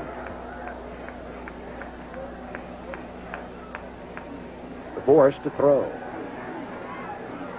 Throws on the run, and it's knocked away, intended again for Greg Werner, and it was Robert Pfeiffer defending on the play. That time with the double tight end situation for DePauw, the defensive backfield changes their look just a little bit. That time Kaiser was man-to-man on Mazur, and then Pfeiffer goes man-to-man on the tight end Werner, and Boris again getting plenty of time, but Pfeiffer over there to distract Werner, knock the ball away to make it 3rd down. Boris is a pretty good runner. I'm surprised that he doesn't keep the ball on some of those occasions. Well, he's had some ankle problems throughout the season, and he hasn't really. I'm surprised to see that too, because last year he was able to run out of the pocket and gain yards against this Wabash team last year. He's thrown 15 touchdowns this year, and he's been intercepted 9 times coming into this game. And he's back to throw. Has the man in the end zone. Touchdown. Again, Tony Mazur. And again, Boris gets plenty of time there in the pocket. They sent 6 guys for Wabash to try to put some pressure on him, but Boris, very cool, very stoic, throws it over the middle, and Mazur his 2nd TD of the afternoon. Mazur keeps adding on to the all-time scoring. That's his 9th touchdown of the season, and Steve Wilt looks like he's wilting. Well, I remember last year it was 23-7 with 15 minutes left to play, and somehow the Wabash Little Giants came back. Yeah, Bob. Don't Don't count them out yet. Yeah. Oh, I'm not. I'm just trying to get something going here between. I'm the devil's advocate, you know. Here comes up the replay. It's great protection up there by the DePauw offensive line. Greg Werner, Perfect. Bill Weimer, Dan Nelson, Dan Kirby, Steve Watoska, Rob Bush. One of the key matchups on that defensive and offensive line for Wabash and DePauw will be Dave Addich, 56, on Steve Watoska, 61. That time Watoska won the battle as Addich was kept out of the pocket. And the calls keep coming in. And we're going to show you those phone numbers again at halftime. With 3:27 left to play in the half, it's DePauw 16, Wabash 3, and they'll try to make it 17 here in a moment. Had a call from Jay from Dallas. He says there are 15 Wabash, DePauw, and Wabash and DePauw alumni are watching the game. Chris Hamilton and Chaba Buchanan, class of 85, are calling from St. Louis. And there's a whole group with Dave Liu in Birmingham, Michigan, rooting for DePauw. Also, it's the Chicago Alumni Club from DePauw University. 100 grads and 3 Wabash grads are there, and they're watching from the lakefront. Tom Downham will try for the point after. This would put DePauw up by 14 if he converts. He does. The score with 3 minutes and 27 seconds left to play in the first half from Blackstock Stadium. It's DePauw over Wabash 17-3, and let's hear it, Steve, some more. Mark Schwartzberg and Jim Brennar from Wabash. They played football in the 40s for the Little Giants. Also Jim Geif, the DePauw graduate, 1941, from Alta, Wyoming. There's the alumni number, 317-653-9634, and also 317-653-9270. We really appreciate everyone calling in and letting us know where you're watching this great Monon Bell Classic this afternoon from Greencastle, Indiana. Here are 2 ladies from Kissimmee, Florida. They don't show any allegiance. They're just watching the game and happy to see one of the teams coming through. 653, that's 317-653-9634, 317-653-9270. Let us know where you're calling from, and let us know how many in your party, and let us know where you're watching and how you're enjoying it. It's a good one for DePauw right now anyway. At the goal line, it is taken by Robert Pfeiffer. Pfeiffer trying to circle wide. And driven out of bounds at about the 30-yard line, in that vicinity. Pfeiffer has great instincts out on the field, especially when he's returning punts and kickoffs. He has a feel of where the defense and offense are, and that time he's able to bounce outside, and as you can see coming up here on the replay, it's inside, nothing's there, and he kicks it outside and gets around the corner for about a 30-yard return. It was Keith Cassell, 41, who went down there like a kamikaze pilot. It is 1st and 10 at the Little Giant 30. And the scoring drive, 6 plays, 37 yards, 1 minute and 22 seconds. Boris to Mazer. Mazer's 2nd TD of the day and his 9th on the season. It is out of the shotgun. The quarterback is Selby. Has his man. It is caught nicely by Brocker, and Broker is out of bounds outside the 35 at about the 37 or 38-yard line. That's one of Wabash's favorite pass plays there. They send Oliver in motion and clear out the deep zone, and then they allow Broker to come underneath, and he's usually wide open on the out pattern. 1st and 10 at the 30, 2nd down and 3 at the 37. They must get to the 40 for the first down. The clock becomes an item now here in the second quarter as Wabash will try to counter and get back closer to the DePauw Tigers. Selby throws it and threw it up over the head of the intended receiver, Oliver, and that time he was pressured again. There was good coverage downfield, Steve. Well, there sure was, and that time, instead of Kurt taking the loss, he threw it out of bounds, and he hit the trainer here on the near sideline with it, and that brings up a 3rd and short situation instead of having 3rd and down and 7 or 8. Coach Dick Moroz is trying to fire his ball club up on the near sideline. Give DePauw a lot of credit. They have come prepared for this ball game today. The defense has been very stingy so far, and Wabash has had trouble moving the football. Tommy Mott will try to talk to Nick Morozes at halftime and get his observation and comments about this game so far. Right now, he's got to feel pleased. Selby back, rolls left. Fires it, caught nicely and driven out of bounds. Now DePauw, they say he's out of bounds. That would be interesting to see at that sideline. Sometimes if they catch it inbounds and they're forced out of bounds by the hit, it's still considered a complete pass. It would be expecting to see this. That's St. John, number 21 for DePauw, makes the hit, and it looks like Broker's going to stay in bounds if he isn't hit, and I don't know about that call. Too bad we don't have the instant replay for the officials at least to see what that one was. Well, nevertheless, it's incomplete and brings up 4th down and 3 and will necessitate a punt by Wabash. Hemingway punts it, and it is fielded by number 18 for DePauw, and that is Joe Pindell, and Pindell is dropped outside the 30 at about the 33-yard line. And there's penalty flags on the play as number 45 for the DePauw Tigers, Clipshawn Sedal, and that's going to be the call, and that'll back up the Tigers inside their own 30. Pindell trying to come to the near sideline here, gets some good blocking as Hebert makes it, and then number 45 comes from the backside and causes the clip, and then Pfeiffer with the great tackle. And that is Chris Kane with the infraction.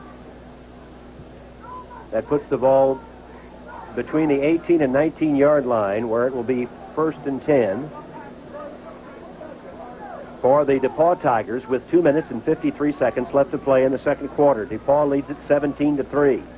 Decision time for Coach Morosas here. Does he just try to keep the ball on the ground and run out the first half, or does he try to go for more points? I think he'll probably try to put it up and try to get some more out of this. It is Boris. Hebert again. He can't go that way. He'll come back the other way, and he gets back to about the 20. He picks up a yard or so. It is Robert Pfeiffer and also Chris Cochran. That time, it's very important for the Wabash defense all day long is to not over-pursue Jim Hebert because he has the great ability to cut back against the grain. That time, Chris Cochran was able to stay at home in his defensive end position as Hebert comes to the near side, and then Cochran is right there to turn right back inside to more white shirts for a short gain. 2nd down and 8 after a 2-yard pickup. Boris to throw. Sets in the pocket. Down the middle. Incomplete, and what an excellent play by Brian Anderson, the free safety from Lafayette. He has 4 interceptions on the year. Well, sure, it's the finest defensive play we've probably seen today as Anderson taking the place of the injured Larry Hemingway back there. He has 4 interceptions on the season, so he's no stranger to that Wabash defensive backfield this year. Again, I think it was Tony Mazer out there for it. As the Werner's wide open until Anderson comes out of nowhere to knock that pass away, and if Werner catches that football, it could be 23 or 24-3. Yes, it was Werner. Werner is 81 and Mazer's 83. He has the 2 touchdown receptions today from quarterback Boris, who is back to throw again. Down the middle, and there he is, Mazer. Mazer has a first down outside the 35 to about the 39-yard line, and he's had an outstanding day. He came into this game with 24 receptions for 368 yards, 7 touchdowns. Boris to Mazer. Again, Boris gets plenty of time, and that time it looked like the linebackers didn't get a deep enough drop. Brendan Smith and Tom Jakubowski were only 3 or 4 yards deep, and Mazer able to get over the linebacker underneath the defensive backs for the big gain. Under 2 minutes to play in this half with DePauw on top by 14. It is Hebert. And Hebert up past the 45-yard line. And the calls keep coming in. They sure do. Eric Gierke from South Putnam playing for regional championship tonight. We'll wish him the best of luck. Friend also calling to say Robert Kearney, class of 33 from Wabash, hasn't missed a Monon Bell game since he graduated in 1933. So this is his 54th Monon Bell game. 1 minute and 22 seconds left to play in the second quarter. DePauw 17, Wabash 3. And the Tigers have the ball. 2nd down and 3 at the DePauw 46-yard line. In motion is Hebert. Quick handoff to the fullback McAuliffe, and he is wrestled down immediately by number 61, Eric Saxon. Eric, a 6'3" senior from Indianapolis, Indiana, and last year he had some knee problems and missed the last half of the season, missed the Monon Bell game last year, but he has come back strong this year along with Ben Brown to patrol that quick end position for the Little Giants. It's at the 49, close enough for a measurement. The clock is stopped with 1:06. Chris Colbert, class of 52 from DePauw, calling from Oklahoma City, Oklahoma, saying, "Go Tigers and win today." Also the Rads from Chapel Hill, North Carolina, calling for sons Randy and Gary, who are DePauw grads. Let's go DePauw. It is 1st and 10, DePauw at the Tiger 49-yard line.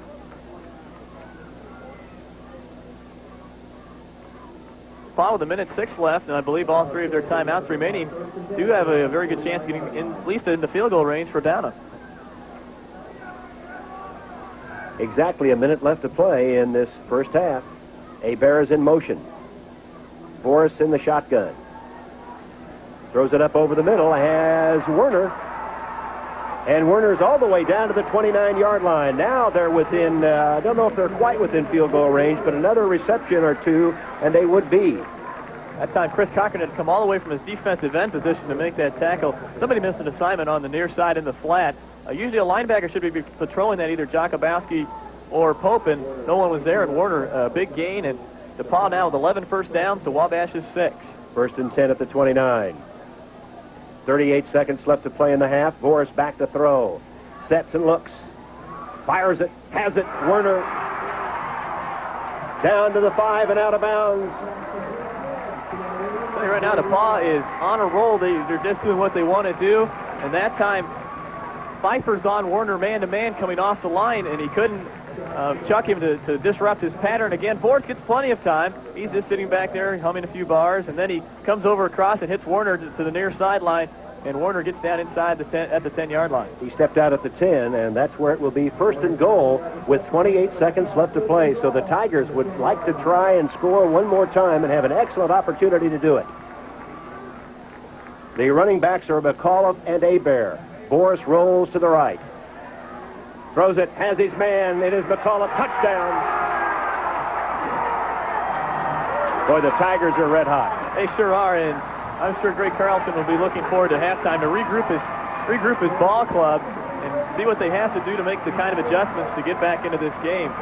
And right now, Boris, I think the big key has been he's getting plenty of time to throw the football. And this happened last year. He was able to make the completions and really cause problems for the Wabash defense.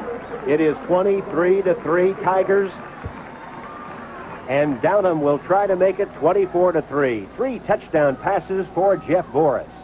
The point after is blocked, and the score remains with 22 seconds left in the half. The Tigers 23, and the Little Giants 3. And what a day it's been for DePauw after a terrible start for the Tigers. Oh, it was, but Dave Adich there made the block, and we're seeing the touchdown pass again. Boris, plenty of room, gets McAuliffe underneath. He beat Jakubowski to the corner, and it's an easy 6 points. That block, extra point by Dave Adich on that play may give some momentum to the Little Giants going into the locker room at halftime. And they still have 2 timeouts in 22 seconds. And Selby's been known to throw the ball deep. He's got some good receivers in Funk and Broker. If they get some points before the half is out, that would be a big boost to the Little Giant ball club.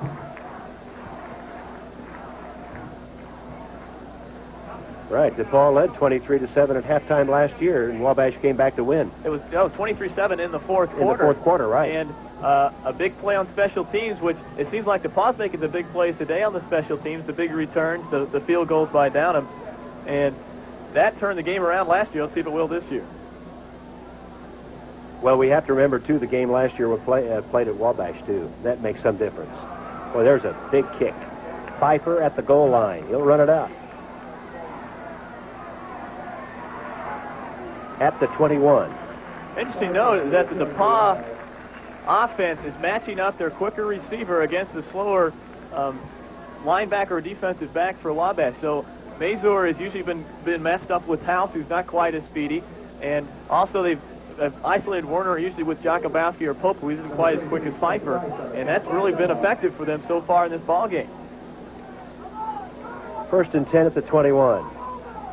The Little Giants, with only 17 ticks left in the clock, are trailing 23-3 as we're ready to close out the first half. Nick Morozis will be talking to Tommy Mott after the half here.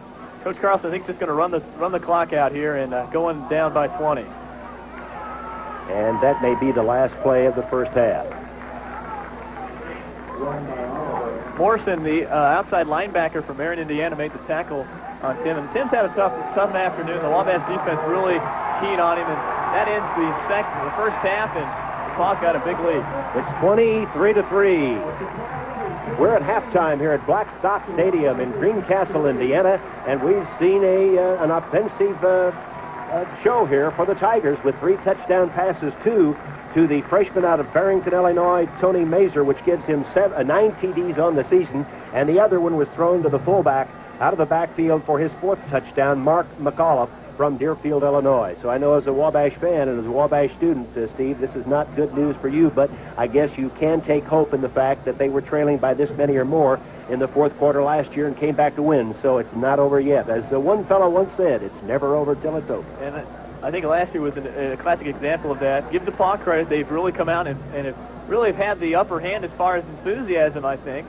They've been able to come out, and the defense has dominated so far, and the offense is starting to click. And it'd be interesting to see what Coach Carlson will do at halftime to get his troops fired up and get them ready to come back in the second half. They got to get the passing game going just a little more. Okay, we're ready to go.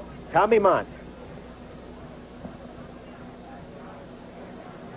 Half, but I think I know what you're going to tell this team the second half. Well, number one, Coach, you know that. We're going to tell them that you need all 4 quarters. That's just the first half. We got to win the second half. And the second thing is 23 points wasn't enough last year. So they get that point, right? Okay, I know you're busy. Go get them, Tiger. Thank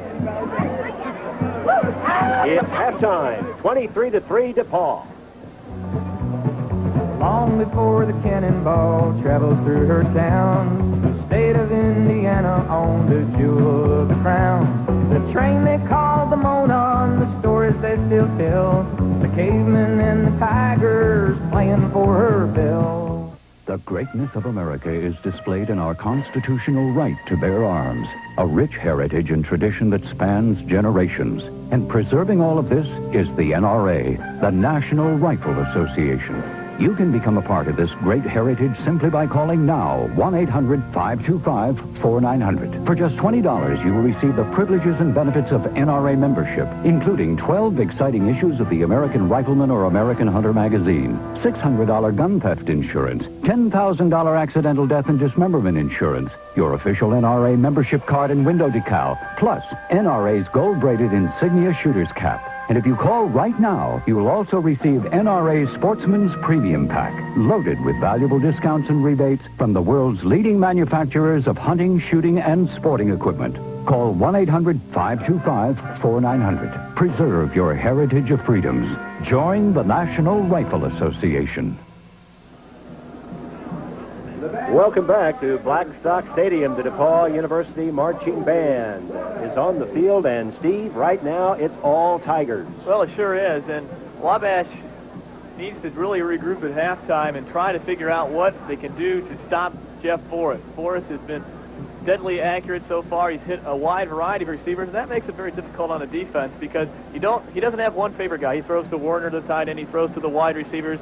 We haven't seen it. He threw to McAuliffe for a running back for a touchdown. And that puts a lot of pressure on your defense to try to stop him. But I think they're going to have to try to do some different kind of blitzing and try to put some pressure on Forrest like they did early in the ball game and force him to throw the ball or force him to take the loss. Well, again, we'd like to remind you that we're enjoying this broadcast today, and we hope you are. All of the alums from DePauw and Wabash, wherever you may be, we hope you're enjoying it. Let's take an in-depth look at the university, one of them right now, and we'll talk. We're going to let you talk about DePauw.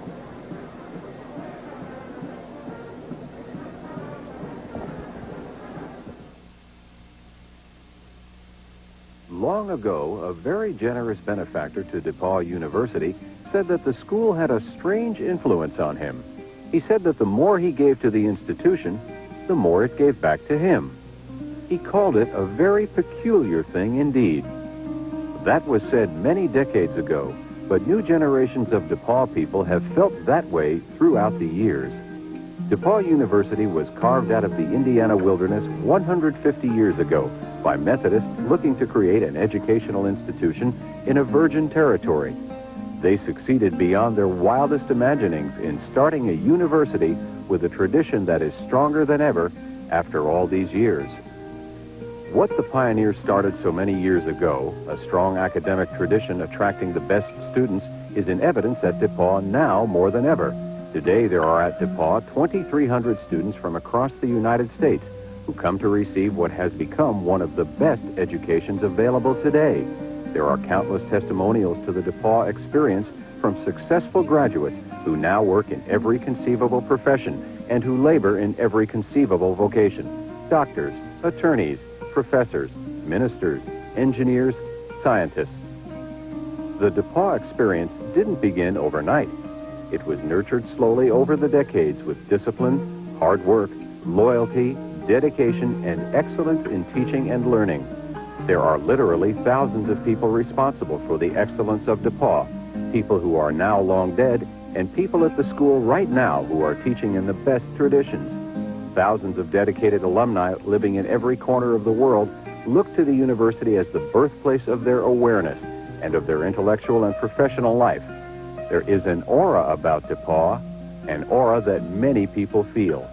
When we think about strengths of an institution, I think we think about two things primarily. We think about our students.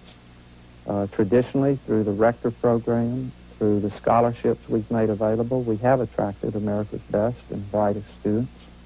In our faculty, we have people who are dedicated to teaching. We have a faculty dedicated to working with students outside the classroom. We have faculty who are willing to work with students in the summertime.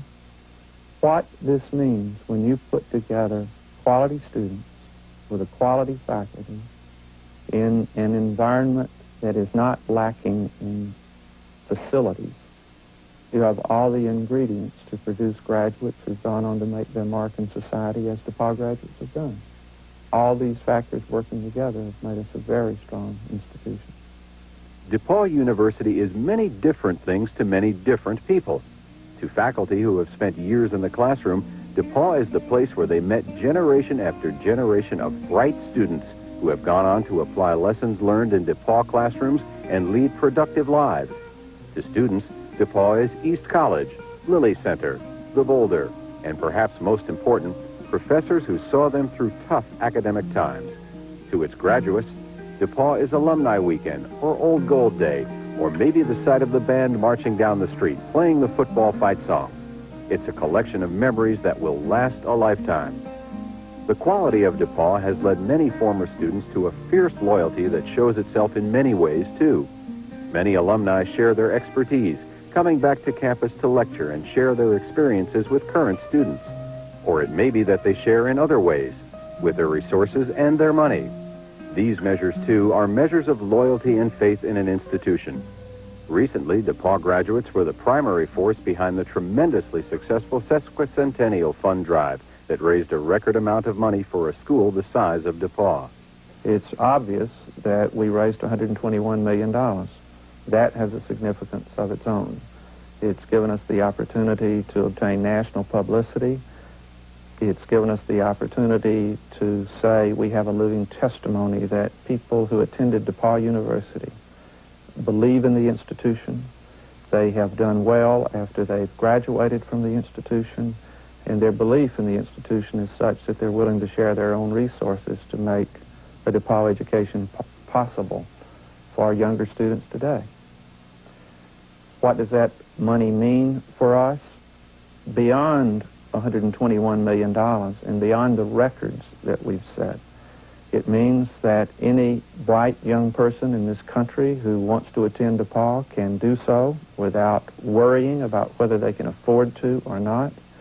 It means resources for the faculty to keep our faculty as strong as it has traditionally been. It means faculty development money. It gives us the opportunity in this academic year and next academic year to increase the size of the faculty, which is very important to us because we want to keep our classes small. We want to enhance the tradition we have of faculty-student conversations in small groups. It means we have a first-rate campus. It means we've been able to renovate the library. It means we've renovated Asbury Hall. But more than all these pieces together, I think what the Sesquicentennial campaign means to us is the testimony that DePauw people believe in this institution and that, in fact, it's a very special place for the 26,000 alumni who attended school here.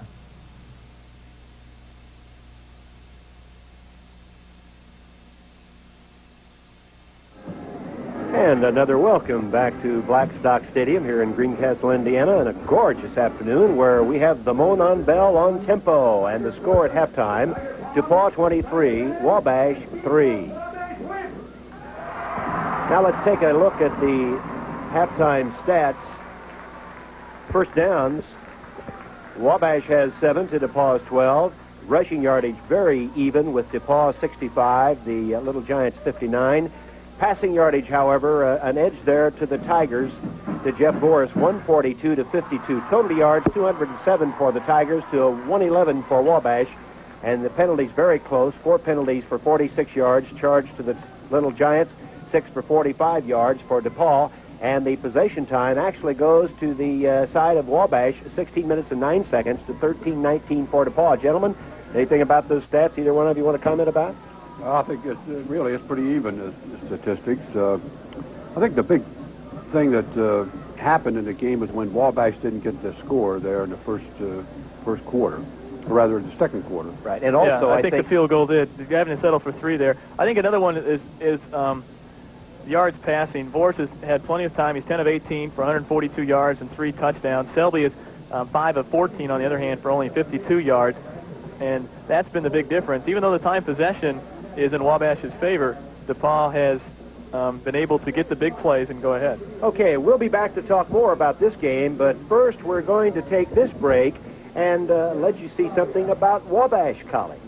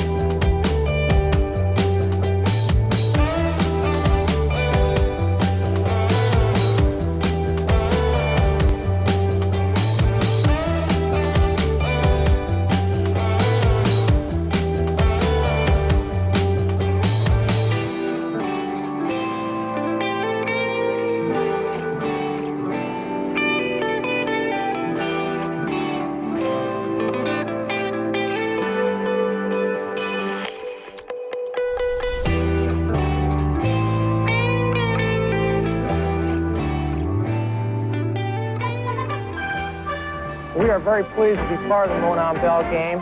Today you're viewing more than just a football player on the field. We have approximately 106 players participating in our program in a school of 800. So 1/8 of our student body is on the field today playing football for Wabash College. We're also very proud to say that the average SAT score of our football team is currently at 1110, and it represents our student body well. These kids are more than just football players. They go to class, they come out and work hard on our football field, and today what you're seeing is a final product of a long season for us against DePauw. We're going to play in a box of 10 yards by 10 yards, 5v2. Okay? Let's go. Soccer in the United States is growing rapidly. As a result, you can see that we have a lot of professional teams involved, and at first there used to be a lot of foreign involvement. But as you can see, those spots are being filled by local boys in this country. Well, David, I think one of the excellences of this college is the teaching of leadership that our alumni have accepted. And the Fuller report has recently reported to us that this college, in all 6 categories, ranks number 16th in the nation. I think that speaks highly for our alumni, and it tells us that what we're doing here as teachers is paying off for the future of our students. For me, the most significant thing about this college, unlike any other college I have known, is the atmosphere of freedom and responsibility that it presents to our young men. We have no rules here. We have no code of student conduct. We have no ample student handbooks. We have one simple expectation, that Wabash men will act like gentlemen at all times on campus and off. That freedom comes with responsibility. Our young men accept it gladly. They run the challenges of growth in the classroom. They are active intellectually and physically on the athletic fields with their teachers. This is a place of community and of joint striving for excellence and commitment. Well, in addition to providing an excellent education for bright and highly motivated young men, we're a very close community. I come to the athletic complex regularly to work out with the Wabash students. This is not unusual, as Wabash students and faculty share all aspects of college life. I consider all of these young men to be very close friends of mine. That's the way Wabash is. I think the size of the college is what I like the most. It's so small that it allows for greater student-teacher and student-student interaction and allows for greater faculty interdisciplinary sharing. Do you agree with that? Yeah, I agree with that, and I've also found that our students are very serious about their education. They're enthusiastic, they ask a lot of questions, and they also express their opinions. For over a century and a half, Wabash College has enjoyed generous support from her alumni and her friends. That generosity has enabled any young man who is qualified and motivated to come here to college and to graduate regardless of his financial circumstances. And because of that generosity, no young man has ever paid as much as 1/2 the cost of his college education here at Wabash. It's a worthwhile enterprise and needs your continued support.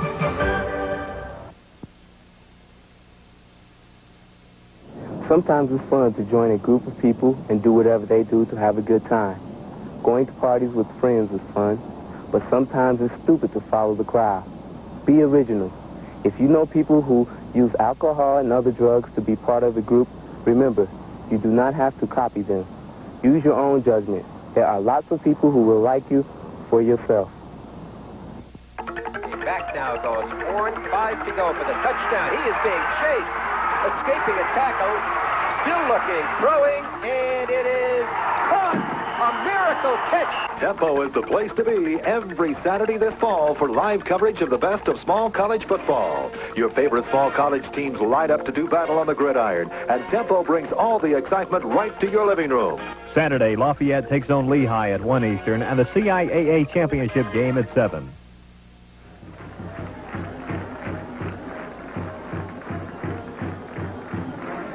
Welcome back to Blackstock Stadium here in Greencastle, Indiana. We're at halftime as the Tiger football team comes back onto the field, preparing to start the second half. They enjoy a 23-3 advantage here for the Battle of the Monon Bell on Tempo here in Greencastle, Indiana, on a beautiful afternoon with temperatures in the 60s and nothing but sunshine and blue skies all day today. So we're having a great time here at Blackstock Stadium, and I hope and we hope that you're all having a great time wherever you're watching this battle for the Monon Bell. And we invite you to keep calling and let us know where you're calling from, how many in your party, and if you're enjoying this game this afternoon between the Little Giants of Wabash and the Tigers of DePauw, with the score at halftime 23-3. The numbers 317-653-9634 and 317-653-9270. So all DePauw and Wabash alumni,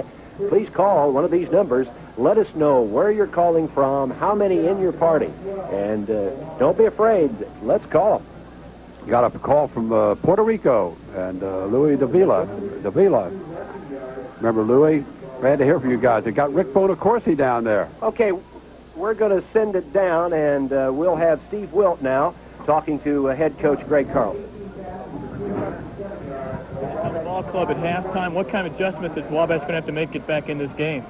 Well, I don't think we can panic and lose our poise at this part of the game. We've been down against this team before with a lot less time left and come back and win a football game. But we're not making a big play. We've had receivers open in the end zone twice, and they haven't come up with the play, and we're just not right. We're just off sync a little bit, and I hope that in the second half we can put it together and make a good game of it. But we'll get down inside the 20. We've got to score a touchdown, not come away with a field goal. Thanks a lot, Coach, and go get them. Hey, back up to you guys. Back again here in the broadcast booth at Blackstock Stadium as we're awaiting the start of the second half for the Little Giants and the Tigers, with the Tigers on top 23-3. And we're going to have a couple, 3 replays here for you in that first half. First one up is going to be Jimmy Hebert making that great kickoff return and set up DePauw's Jimmy Hebert, an excellent run here, 48-yard return, and took it all the way to the Little Giant 39. I believe this enabled them to counter with the field goal, which eliminated the field goal that Wabash had made on the previous possession. So a big play, and that's also got to give your team great spirit. Yeah. Now, Broker of Wabash, number 24, Ed Broker, he has been effective in getting some of these receptions, but he really hasn't been able to cause anything as far as scoring, but he has had 9 touchdowns this year. So and also it's been great passing from Jeff Voris to the wide receiver, a freshman from Barrington, Illinois, Tony Mazer, who has accounted for 2 touchdowns. The other one was to the fullback out of the backfield, Mark McCollum. So it's been pretty much all of DePauw as we are sitting here in this beautiful afternoon, happily smiling. Tommy Mont from DePauw, and not frowning, but not very happy, Steve Wilt from Wabash. Well, this first possession of the second half for Wabash will be crucial. They can get the ball, drive it down, make a few first downs, and get some points out of it. Get Wabash back into this ball game. Coach Carlson said, we had 2 guys open in the end zone. You've been running, haven't you? I have been. Well, they had Funk open in the end zone twice, and he just couldn't hold on to the football. So those 2 catches, if you have a much different ball game, they got to make those plays in the second half. Bob, having been in 18 of these games and seen 11 since then, there's no sure thing. I just thinking back here a few minutes ago when Wabash up 10-0 up in Crawfordsville, and then under the direction of Jimmy Meanahan, we come back and won 13-10. We were up on Wabash. They come back and beat us, and also Bruce Mackey had a great game that brought the Tigers back. It is Pfeiffer at the 4. And he'll start with pretty good field position out at about the 28-yard line. Sean Steele of DePauw making the tackle.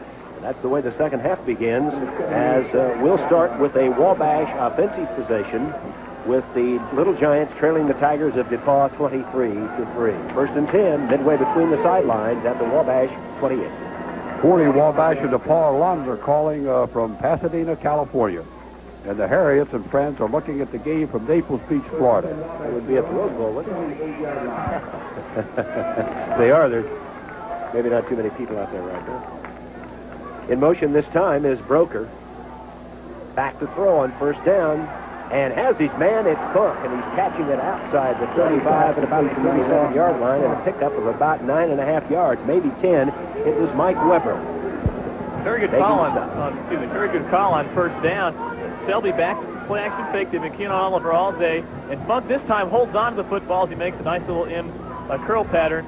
A good tackle by Weber to limit the gain to 9 yards. It's close enough for the measurement as the officials call for it. And again, we'd like to acknowledge them. The referee is Tom Bolson. The umpire is Phil Hardwick. The head linesman Mike Caskey. The line judge is Cliff Spears, and the back judge is Rex Nichols. It is a first down for the Little Giants. Joe Hochberger, class of 75 of Wabash, and Nick D'Angelo's class of 84, watching this game in the windy city of Chicago. 13 Wabash alumni, 8 guests from Cincinnati tuning in on the Tempo Network for this Monon Bell Classic. DePauw coaches, Bob, Coach Morosis, and Eddie Meyer, and Tim Reha were warning their team of just what happened last year when they completely dominated the game, and Wabash made a great comeback to win in the final minute. That was Funk's first catch of the game. He's their lead receiver. He's been very quiet so far, but he does set a school record with that catch at 56 of the season. They switch Castor from the right side to the left side of the tight end spot. They pitch it back to Oliver, and he is almost knocked down behind the line of scrimmage. However, he does get positive yards out to about the 40-yard line. Tough run for Hickman made some excellent penetration there, forcing the ball carrier to not be able to run in his normal route, and therefore the pursuit caught up with him. Second down and 8 at the 40. Oliver not having a very good day right now. Only 44 yards on 17 carries. But in today's contest, Timmy averaged almost 6 yards a pop. They swing out Broker wide to the right side. Second down and 8. High formation. On second down and 8, the ball at the Wabash 40. Selby. Catch by Broker. First down at the DePauw 47. I tell you, that pass will be open most of the day. Hickman, 6 foot, 240 pounds, a very strong individual, but not as speedy as Broker, and he was able to beat him into the inside there for the first down. And again, Mike Sherman making the stop. We've called his name this afternoon many times. First and 10 Wabash at the DePauw 47-yard line. Kathy Ryan in Phoenix, Arizona, called to say her son Jay is playing for Wabash. Broker now 5 catches on the day for 59 yards. switch Castor from the left side to the right side this time, the tight end out of Carmel, Indiana. It is a quick handoff to Jakubowski, and he's got yardage almost to the 40-yard line. That was a quick handoff to fullback Jakubowski, and Kevin Burns makes the stop at the 41. And number 99, Mike Phelan, who has been injured the last couple weeks, is in there, and he is limping off of the field. Jakubowski on the carry. Wabash has come out very determined here at the start of the second half. Message to Garcia. Second down and Got a lot of them. McKinney family from Lexington, Kentucky. Wabash people watching the ball game. Second down and 4 after a 6-yard pickup. Again, this time it's Oliver between tackle and guard, and he's wrestled down, I think, short of a first down at the vicinity of the 37, 38-yard line in DePauw territory. Anytime during the course of the year, Wabash has needed some tough yards. They've always gone over that left side where the two seniors, Chris Larkin and Brian Canary, have been, and that time they were able to move that DePauw interior line out and give Oliver a little bit of room, and he's very close to the first down. Close enough to measure, they say. So Wabash has taken the opening kickoff, and the Little Giants have driven the ball down to the DePauw 37-yard line. 12 minutes and 32 seconds left to play in this third quarter. The score 23-3 in favor of the Tigers. First and 10, Wabash. Brings up a first and 10, Wabash. Coach Carlson said in my little talk with him that Wabash cannot panic. There's still plenty of time left, and they're sticking to the game plan, running the football, throwing the football, and they've been able to move it on this first drive fairly effectively. Oliver, 48 yards and 18 carries. Wide to the right side is Funk. Wide to the left side, Broker. Jakubowski is the fullback, and Oliver is the tailback. On first down, the quarterback gives it to Oliver, and Oliver breaks the tackle as number 49, Brett Hickman, had him behind the line of scrimmage for DePauw, but he was able to pick up some yards on the play. Wabash is working into the short side of the field. They're going with strength to the wide field, getting DePauw to overshift with them, and then working back into the short field. Second down and about 5, a long 5. The ball resting at about the 33.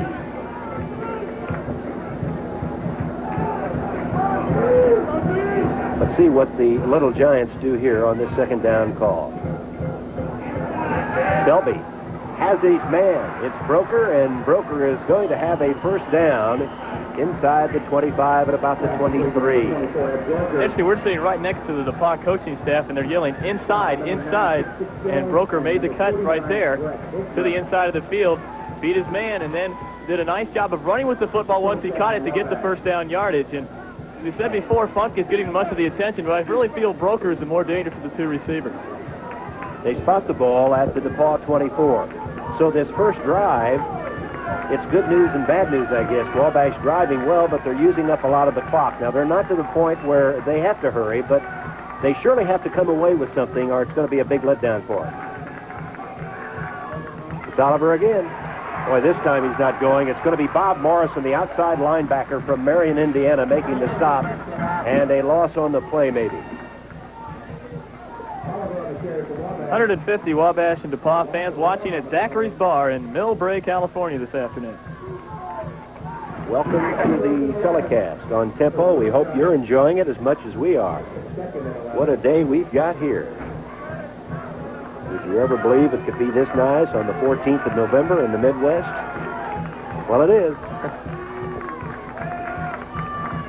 It is second down 11. It is Selby, the quarterback, firing, and has the man bumped inside the 20. Mike Funk, who has 9 touchdowns, was stopped by Kevin Burns. Yes, Tony? Selby's testing the ball. Okay, we have an isolation on Funk on this replay. As the quarterback, Selby finds him. He does the curl and then heads out to the sidelines, and he's knocked out of bounds by number 91, Bob Morrison. Big play, Bob. Big play for the Tigers defense, and the DePauw fans are rising to the occasion. And the Wabash fans are rising from the other side. This is what it's all about right now. It is third down and 3 at the 18. It is the quarterback, Selby, back to throw, rolls to the left, looks, he's going to run it, and he's going to have the first down, I believe. Nope, I don't think he got it. He's dropped at the 15. Very close on the first down. Hurt over on the far side of the field. Kevin Burns came up there to make the stop, and Kevin, the linebacker from Fort Wayne, Indiana, those two played against each other in high school, Selby from Northside and Burns from Dwenger. And you see Kurt sees the lane. He's going to try to take it, but Kevin Burns, with that nice quickness, comes up and makes the tackle very close to the first down. Also, he got the first down. The DePauw Tigers had better not be outflanked like they were on that play. The ball is at the 14-yard line. It is 1st and 10, Wabash. Bukowski and Oliver are the running backs. Selby has got his team moving with 9:12 left to play in this quarter. Man-to-man on Broker on that near sideline. Pitch back to Oliver. Cuts back in. He'll not go far. A fumble, and let's see. They have not ruled yet. The DePauw Tigers say they've got it, but I don't believe so. I think it's still the Wabash team's ball, and it is. They ruled Oliver down on the play, so there wasn't a fumble. And Wabash still keeps the ball with 2nd down now from the 13. The officials were very decisive on that call. Yes, they were. They were. Yes, they were. His knee was down. He was pointing to the ground. It's no gain on the play, however. Still remaining at about the 14-yard line. 2nd down and 10. Andy Burgess has checked in for Rich Castor, giving the 3 wide receivers in the game. Oliver becomes a slot back. They throw it deep.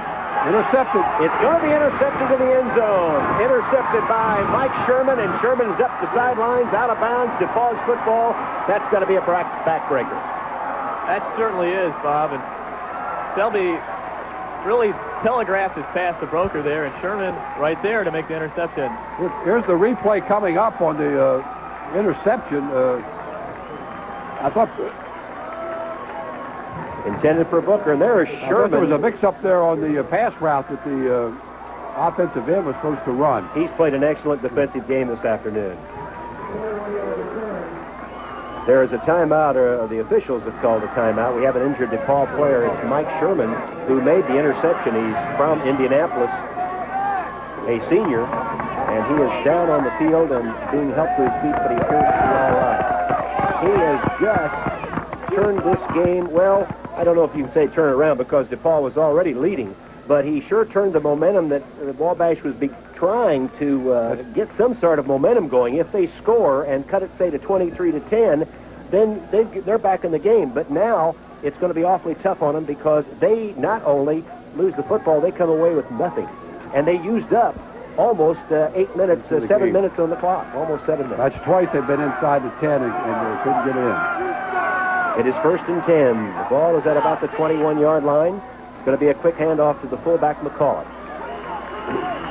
Now, DePauw would love to get a drive of its own and chew up about another 6 or 7 minutes on the clock.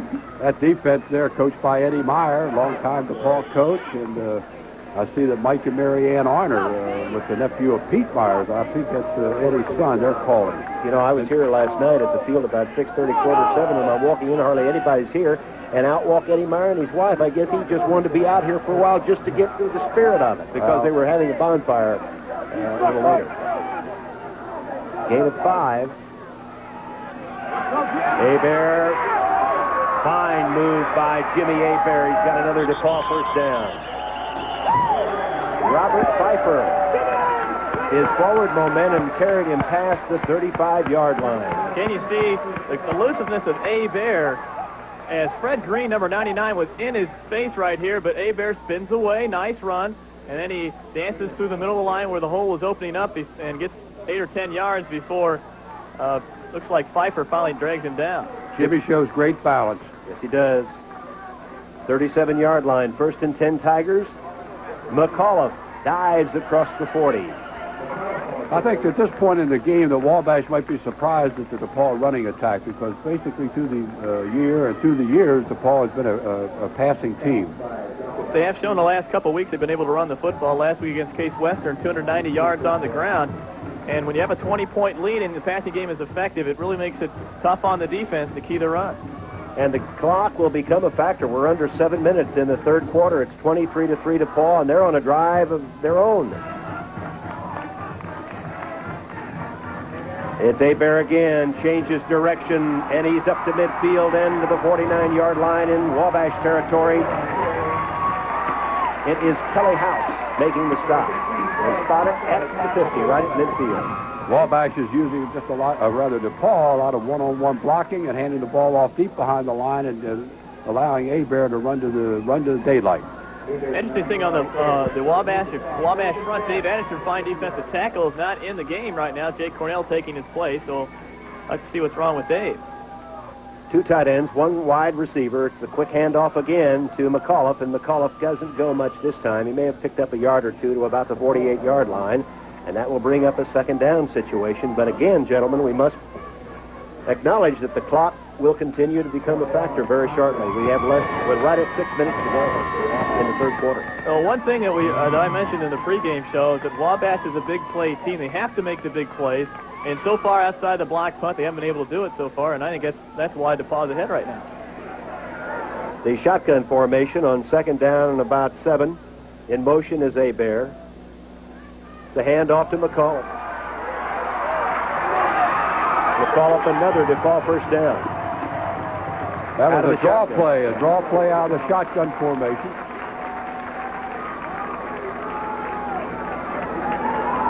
It is Sean Seidel at the 36-yard line in Wabash territory. 1st and 10 Tigers, down to 5 minutes and 36 seconds as the handoff to the replay, Mark McAuliffe.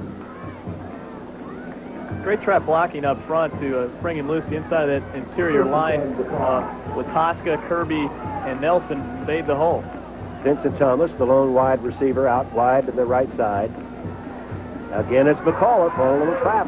And he's got yardage down inside the 35 to about the 32 or 33, and another gain of about 5. Well, I think that really makes DePauw somewhat dangerous right now is Hebert is their main runner, but Mark McAuliffe did fill in for Hebert the 3 games he was hurt, and he actually had 1 game where he picked up 95 yards and 24 carries, so he's a very quick runner in his own right.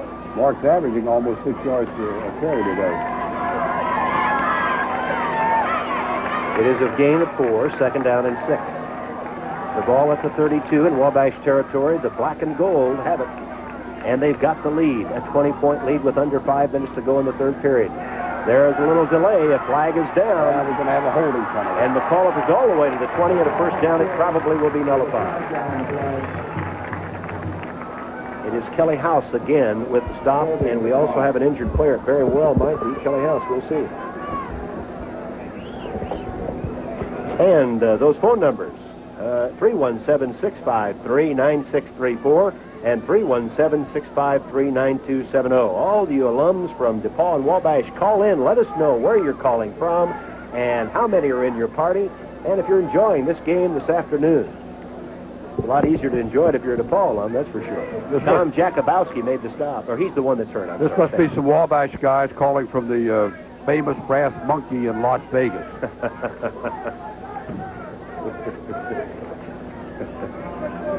Okay, we have 4:51 left to play in the third period, and it's DePauw over Wabash, 23-3. Traveled through her town, the state of Indiana owned a jewel of the crown. The train they called the Monon. What I see the colleges doing, or what they should be doing, would be helping students to discover their intellectual life.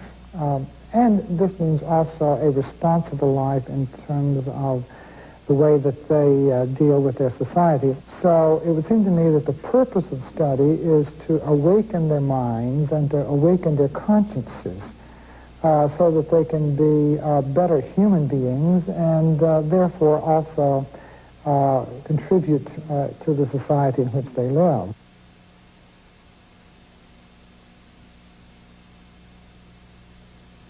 Perhaps the biggest strength is a certain tradition. This environment has existed for over 150 years. It's produced prominent leaders in government, industry, education. There's a certain bond that is developed among these people. And I think those bonds are very, very tight. I think when you look at our alumni support for the institution, and the genuine love that they have for this institution, I think you can see some of that tradition and strength of the atmosphere of Wabash College. Rigor, distinction, and independence. Wabash College, a private liberal arts college for men. Call or write today. Tom, there's no truth to the story that former participants in the Monon Bell have played so hard and so intensely. There's a marker over there for me. Unfortunately, I was able to escape a couple times. They've got one out there for you. Second down and 11. In motion this time is the tight end Werner. Back to throw Boris. Rolls to the right and looks. He flags everywhere, and he catches his man out of the backfield. He's very close to. He has a first down, but we'll have to see. It may be another holding. I think we'll get another holding penalty here. There's more flags down there than our baton twirlers threw at halftime. He can be happy right now. Yeah. Oh, you can't take it too serious unless you're playing or coaching. It's still a game, gentlemen. It's still a game. Looked like Nelson, the right guard, had the hold there. And again, Hebert getting isolated on the linebacker, Brendan Smith, that time, and he has the quickness to get open on the little dump pass and had a good game. But that'll be wiped out with the penalty, making it second and long. DePauw has become their own worst enemy. Wabash has been penalized 4 times for 46 yards. DePauw 8 for 60. But the Tigers lead it 23-3, and we're down to 4-4-4. Left to play in quarter 3. 2 wide receivers this time. With 2 setbacks, they're split. Boris back to throw. Second and long. Down the middle. And he almost had Werner, and he almost had an interception at the same time. Defending on the play was Brian Anderson. And also Marty Kaiser. It was intended for Werner.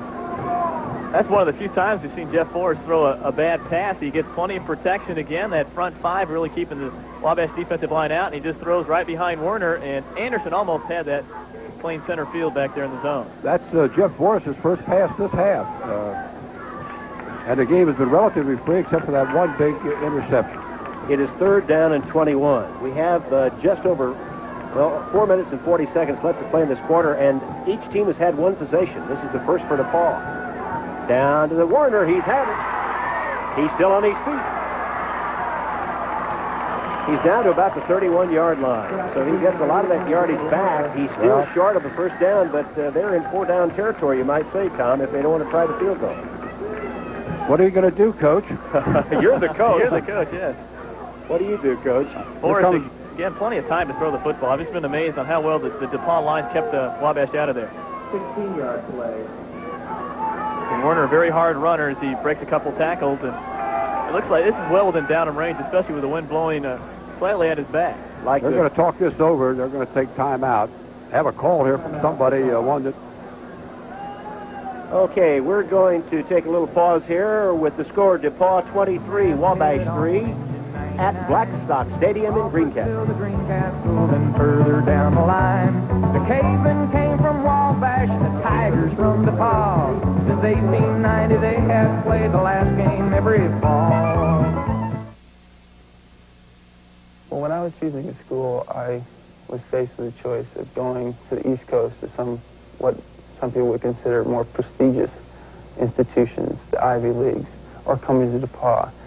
And I went and visited those other schools, but didn't find the same thing I found here. I was sitting in lecture classes with a professor up speaking at a podium with a microphone.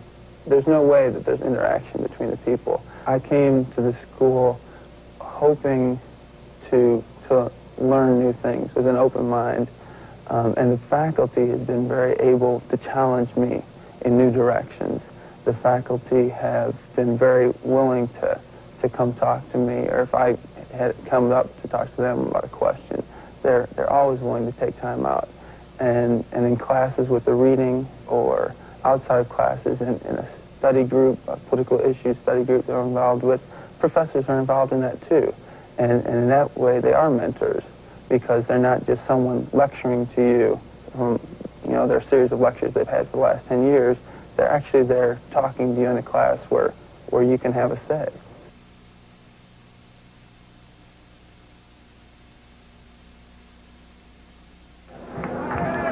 Army used to have what they call the lonesome end. I don't know if that's the lonesome end for Temple, but he's up there first all by himself. This is a very gutsy call with 4th and 6 or 7. DePauw is going for it. It is 4th down. They'll go on 4th down. Boris back to throw. A big play. Caught by Werner, dropped by Werner. DePauw doesn't convert it, so Wabash will take over on downs with 3:56 left to play in the 3rd quarter. Big so, break. Steve, that's got to be a chance now for the Little Giants to get back here. They've shown they can move the football, and That's one of the few times we've seen Greg Horner drop a pass. He gets Jakubowski one-on-one, and he's just flat out quicker than Tom is, and he had beat him to the spot and just couldn't hold on to it. I wonder if Downham has been injured or something, because he has kicked field goals in the 50-yard range during his career here at DePauw. With the wind at his back. It is at the 31. Wabash with a 1st and 10 in its own territory, trailing 23-3. Selby, his safety man out there, the tailback, Oliver, who comes out of the backfield, and he's dropped and knocked out of bounds as he gets past the 35-yard line. So those little passes into the flat eat up a lot of time. I think DePauw is now guarding against the long bomb, the big play, as Steve has mentioned, that Wabash is capable of. Mike Weber making the stop after a 5-yard pickup from the 31 to the 36. 3.5 minutes left in this third period. And we see Artie Akiwa coming into the ball game, and out will come Rich Castor, giving us a little better receiver in Akiwa, even though we lose some blocking ability with Castor leaving the game. Wide to the right side is Mike Funk. Wide to the left side, number 24, Ed Broker. In the shotgun is the quarterback, Kurt Selby. And we're going to have a delay of the game. Delay of game. Nancy DeVoe, a DePauw grad, and her husband, Gene Burke, a Wabash grad in Evansville, and really enjoying the game. And I'm sure the wife is getting the best of that one right now. And Tim Grusmeyer, who used to play for Wabash back in the early 80s, Wabash grad of 85 from Fort Wayne, he's watching the game today. And also Bob Tuttle, a 63 grad, and it has a daughter, Carrie Tuttle, class of 90 at DePauw, and they call from Milwaukee, Wisconsin.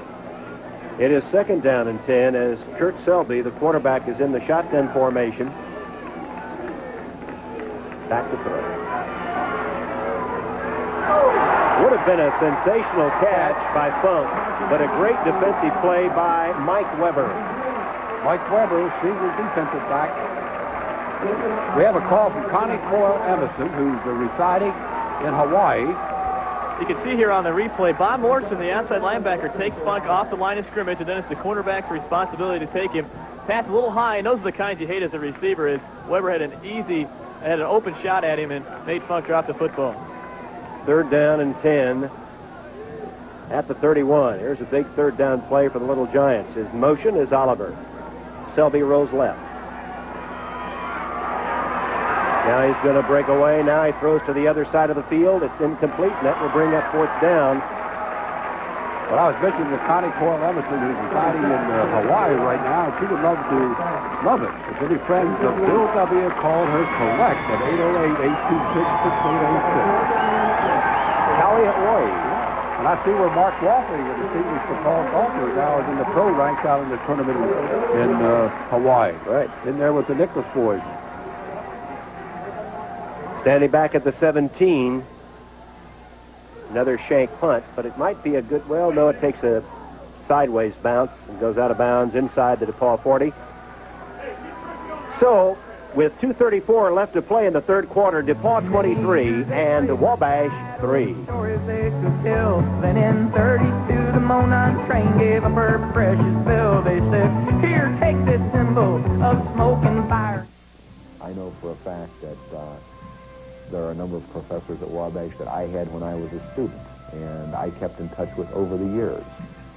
I think it's the total environment that allows this to happen. We just are a very close community, and we're very proud of it. We do not apologize to anybody because there are not women on campus. We are this way because it is our choice, and we want to keep it that way. We think that in higher education there should be alternatives. But the advantage we see is very simply that with the expensive college the way it is today, a young man or young lady should get everything they can out of that institution in 4 years, so that they have the best chance to go on and be successful in whatever their chosen career might be. Rigor, distinction, and independence. Wabash College, a private liberal arts college for men. Call or write today. Steve, is that what they call the Little Giant? He's a pretty big little giant. That's Henry Walshman. He's a freshman from Indianapolis, Indiana, and he is Wally Wabash this year. And Henry's got to get that crowd fired up. And Scott Carlson from St. Paul, Minnesota, Greg's brother, says hi and get going, guys. McAuliffe runs past the 40 to about the 41-yard line for the Tigers as we're down inside 2.5 in the third period. John Pope making the tackle, a pickup of 4 for the Tigers. Wabash defense has to start gambling a little bit and trying to make something happen with the turnover. So far, DePauw has not made any mistakes in that respect, and Wabash needs the ball back in a hurry to get back into this game. 2 tight ends and 1 wide receiver to the right side. Here comes Hebert. Hebert has a first down, I believe, at about the 48-yard line. And DePauw's Hebert continues to put on quite a performance this afternoon. He's getting some excellent blocking. We can't overlook that line that's doing a job on the Wabash defensive line. But right now, you would have to say that Jimmy Hebert has certainly been a standout in this ball game, along with Jeff Morris. Both of them have handled themselves very well. I have Mark McCullough, the whole team. 1st and 10 at the DePauw 48-yard line.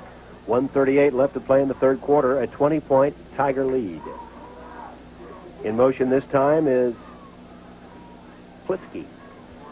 Cleveland. I'm sorry, Cleveland, I beg your Screen pardon. pass. And Werner, the tight end, goes to about the 45-yard line in Wabash territory. Notice how Werner covered up on that ball when he was about to be hit. That shows good coaching, good mental ability under duress.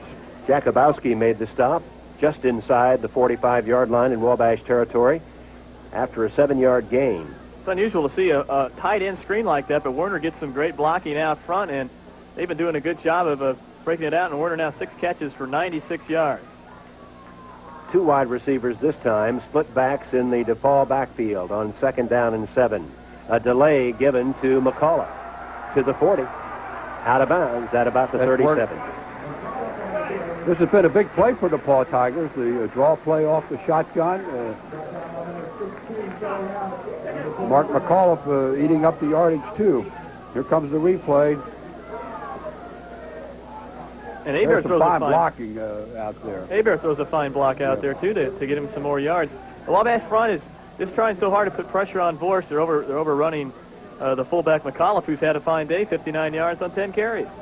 We're down to 40 seconds left to play in this quarter. McAuliffe with his head down gets inside the 35 to about the 33 or 34-yard line.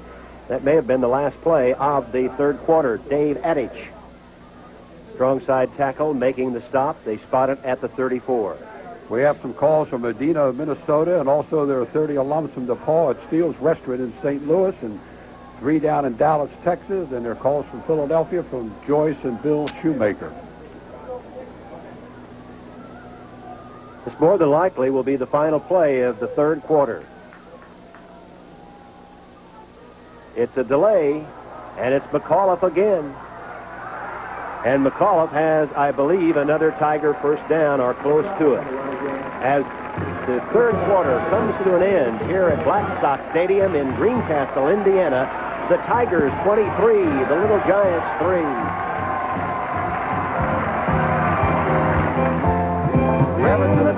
New Haven, Indiana. DePauw has changed my life because it's made me experience and reach my potential. It's given me many, many opportunities to do things I wouldn't have had the chance to do outside of this school, whether it's been academics, athletics, the winter term admission program, the Management Fellows program. It's given me the opportunity to do things I've never done before and that I don't think I would have gotten as outside of this environment. It's small enough that you are able to interact with your peers and your faculty. You have guidance, but you also have the opportunity to do what you want to do. You're an individual, but you have a unique chance to do what you want to do, whether you design your own major or your own internship. There's just numerous opportunities.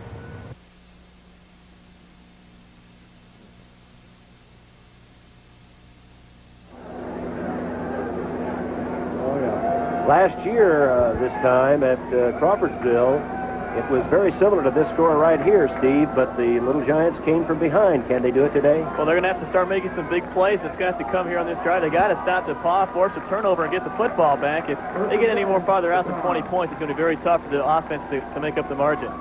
Final play of the third quarter was a first down. 1st and 10 DePauw at the Wabash 23-yard line. 4-yard territory. Boris, incomplete.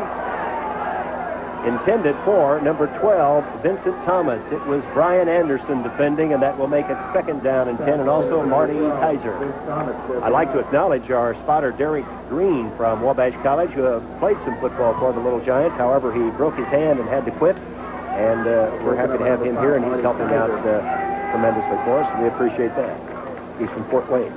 Jesse Pfeiffer called from Arizona, rooting on the Tigers and enjoying the ball game out there. And Jim and Donna Klatt, DePauw 57 and 58, enjoying the game from San Antonio, Texas. It is 2nd down 10 at the Wabash 23. Shotgun formation with Boris calling out the signal. And off to McCollum. That play has worked time and time again. DePauw goes strength to the... Yeah. They go wide to...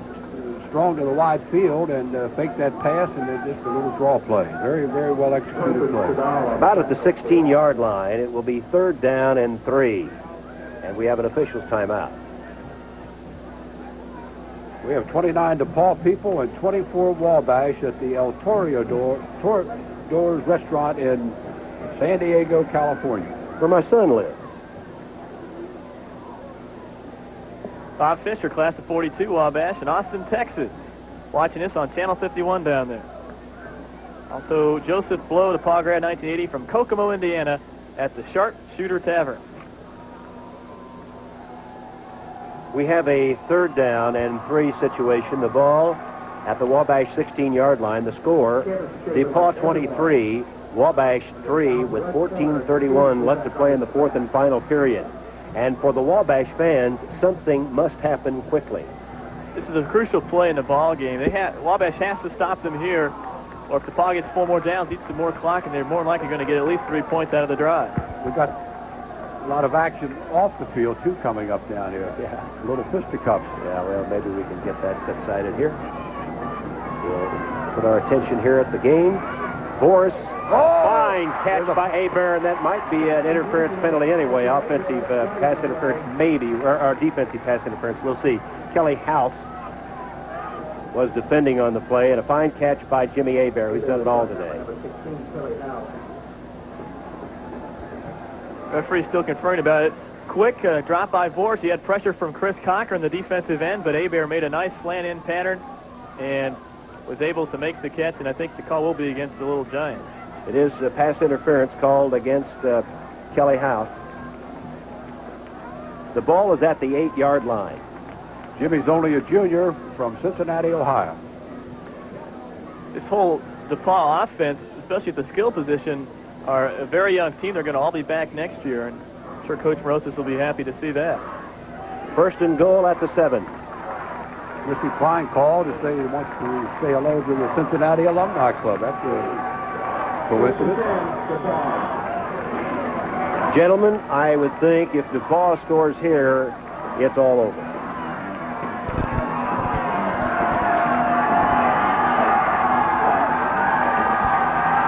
And I can tell you I'm unbacked. A rollout by Boris. Oh, a sensational catch, I believe, by McCullough for a touchdown. It was out of our view, the fans standing down there. A leaping catch. And that was a terrific block we'll probably see on the replay by Jimmy Hebert, who, Bob, as you said, has been doing it all. Certainly an outstanding performance. One of the best I've seen in 28 years here. That was a 7-yard touchdown pass from Jeff Boris, and I think it was the fullback coming out of the backfield, Boris, on a sensational catch. And DePauw leads it 29-3. The point after by Downham is up, and it is good. The score with 13:57 left to play in this game. DePauw running away 30-3, and it looks like it's bad news for the Little Giants.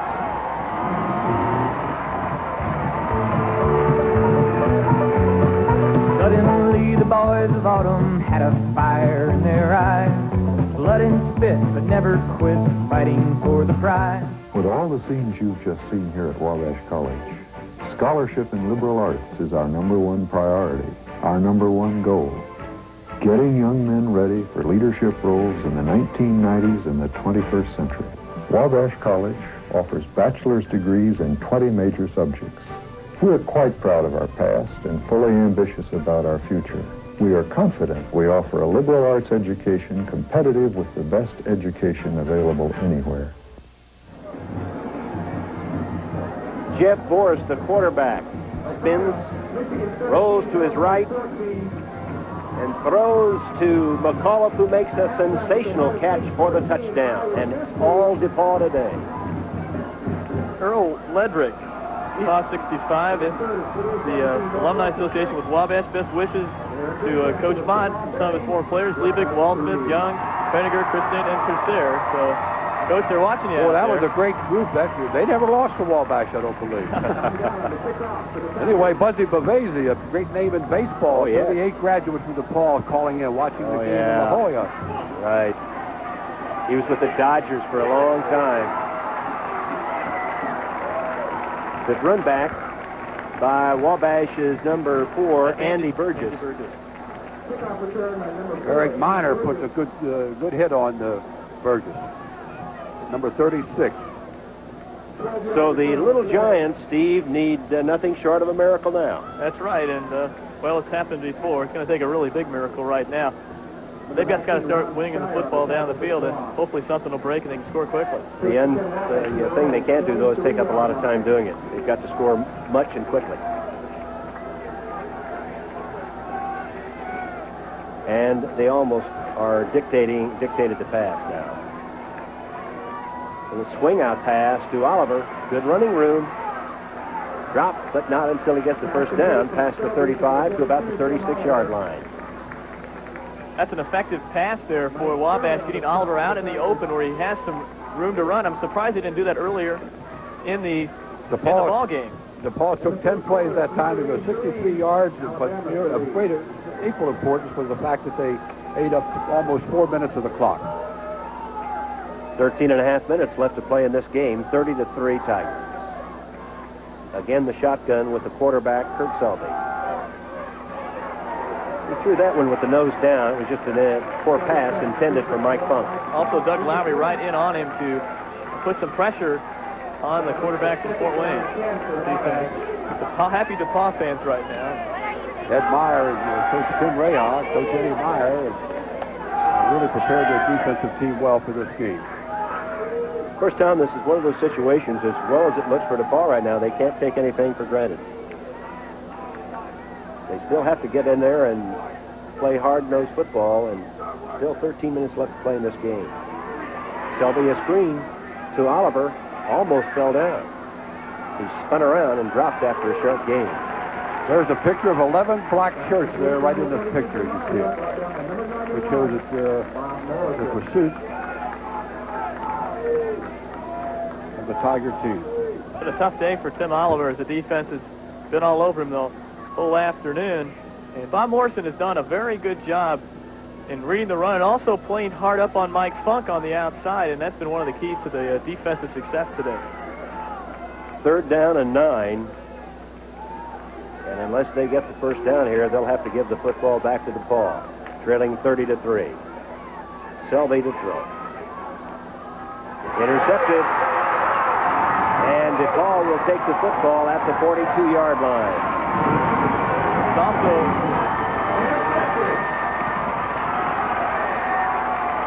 and it was number 10, I believe, for DePauw, Ted Becker, the cornerback, who got the football, I think. I'll have to depend a little bit there on... It was Becker, number 10, as he stepped right in front of Broker, and Selby trying to force the issue there, and Becker read it well. It's at the 43 is where it's spotted. 1st and 10 Tigers at their own 43 as they swing out.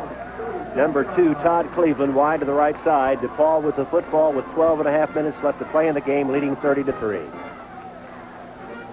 Cliff Gamble's in at fullback running the ball. Had a great game last week in Cleveland against Case Western. Giving McAuliffe a little rest. Clifton Gamble, a 5'8", 190-pound senior out of Cleveland Heights, Ohio, has rushed the ball for 270 yards and 56 carries with 1 touchdown, a 4.8 average. Saxon on the stop, and when you see the clock continuing to run down, and DePauw's come out here and played a very fine ball game. Can't take anything away from the Tigers. They came out and forced the issue, and they're going to look like they may walk away with the bell today.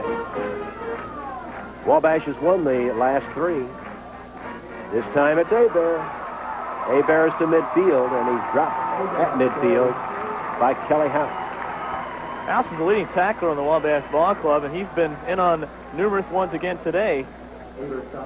Rob Kalk up the pass of 85 DePauw is partying with some Wabash guys in Michigan. I guess you're having a good time, right, Rob? He's partying, but they aren't, maybe. Jerry Canali, Wabash grad of 61 from Matthews, North Carolina, tuning in. And down in Cajun country, Cincinnati, 20 people. Jimmy Hebert's poor and great old daddy says good luck and great game. Well, he's had a super day.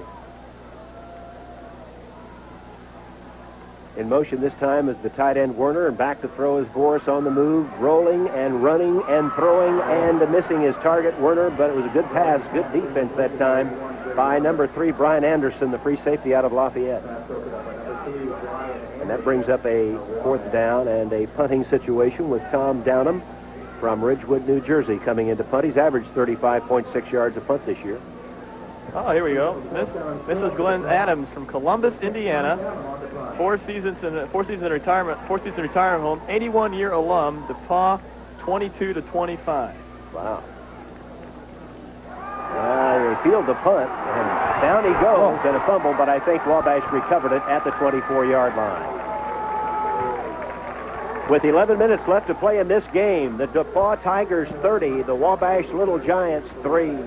There used to be a great DePauw athlete back in the 30s, Glenn Adams from Columbus, Indiana.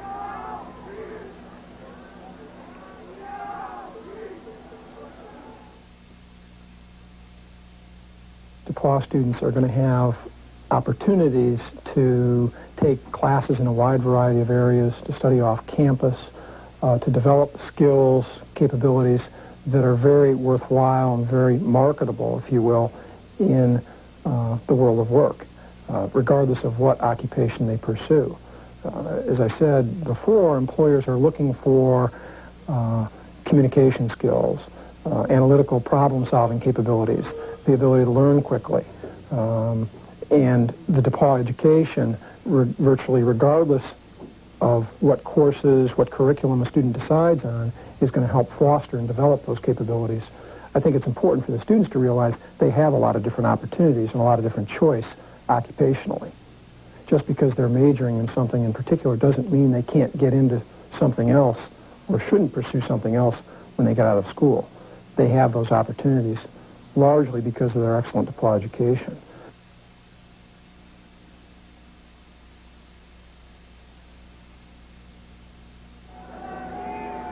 Welcome back to the Monon Bell battle on tempo with 11 minutes left to play in the 4th and final quarter. Wabash trailing DePauw 30-3, and the Little Giants have the football deep in their own territory at the 24-yard line. New quarterback in the game, Brett Butler for Selby. It's Butler dropping to throw. Intercepted again by Ted Becker, and he's down to the 29-yard line. We're going to hear from Steve Watoska now, captain of the DePauw. Captain of the DePauw offensive team, one of the 2 co-captains, and he's going to talk about how much it means, this ball game means to the players of both teams. It means everything. We have not won a Wabash game since I've been here, so it'll probably be the greatest high we've ever had if and when we do win this game. To the students, it means bragging rights. A lot of Wabash people do come down around here, and they like to flaunt that bell and the rights that they have to it. They're really into having that bell back, and so are we. What is it? We had a double foul, I believe. I think we had tempers are starting to flare out there. This really has been a very clean ball game for the most part, and even the extracurricular activity, you see some fights break out in the stands, but they've been pretty tame also this afternoon. And got to give credit to the policing of the crowd today, as they've done a good job. It's at the 29-yard line, 1st and 10 Tigers, and they're leading 30-3, and they're threatening again after the interception, the second of the day, by Ted Becker from Olympia Fields, Illinois. As the Tiger mascot shows some affection to the little girl down there.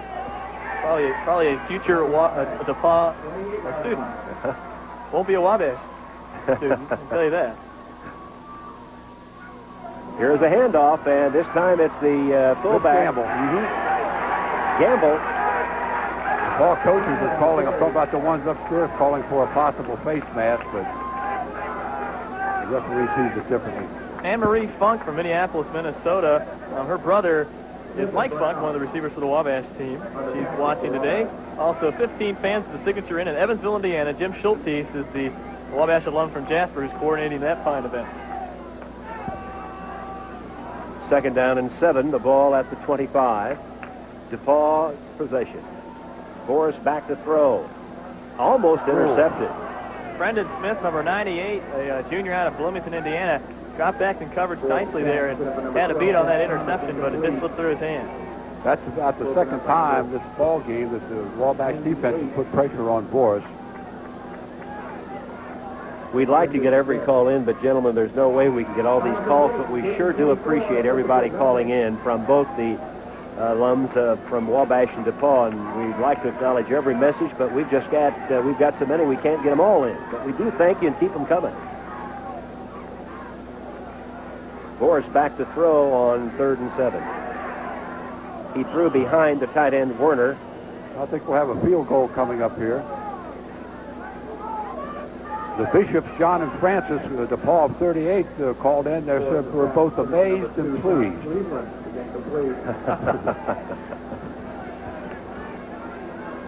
Okay. I'm sure some heads are going to turn in the Division 3 North region as Wabash will probably drop out of the top 4 with a victory by DePauw of this magnitude today. 43-yard field goal attempt by Tom Downham. It's good. Far enough. Perfect. Split the uprights. 10:04 left to play in this game. The DePauw Tigers 33. Wabash 3 as the Threes have it.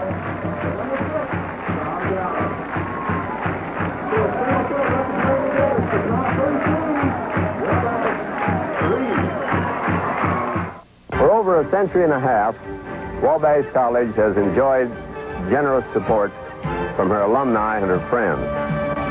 That generosity has enabled any young man who is qualified and motivated to come here to college and to graduate regardless of his financial circumstances.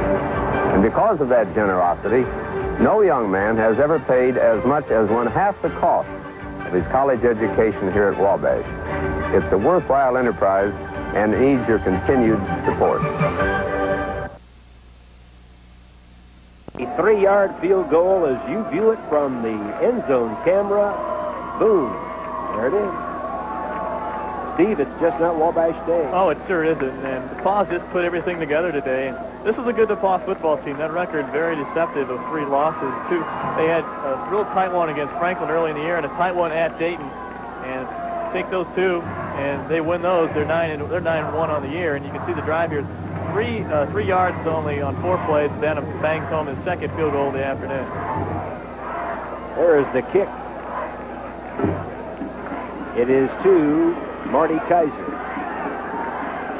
Kaiser breaks it. Oh, he may go. Great block. He's going to go all the way for the touchdown.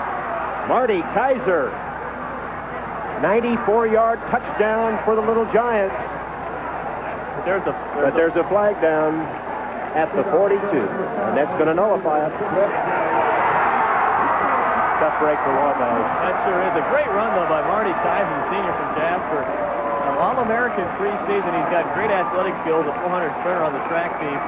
And he hurled over a couple tacklers on that far sideline to break it loose, and then it's going to get called back from the 42-yard line of Wabash.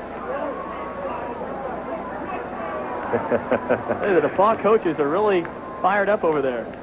And here's the return again. Kaiser, a very good athlete. He gets the catch. He doesn't return many of the kickoffs. Pfeiffer does most of that. He gets a nice wall to the near sideline. Here's the big play here. He hurdles over the tackler and breaks a couple there. How'd he ever get out of that? To the races. He's a very strong individual. Let's see if we can see the clip coming up here. Butler probably clipped him there, number 12. And Kaiser going all the way, but that'll get called back. Our friend here and our cohort, Tommy Mont, will be inducted into the University of Maryland Athletic Hall of Fame in College Park, Maryland on December the 5th. And Tommy would like to have all of the gentlemen that played for him at DePauw who are out there in that area. Well, and that'd be great. That'd be a great chance for all of us to get together. Right. And congratulations to you, Tom. You deserve it. much. Of course, that's where Tommy was before he came here to DePauw.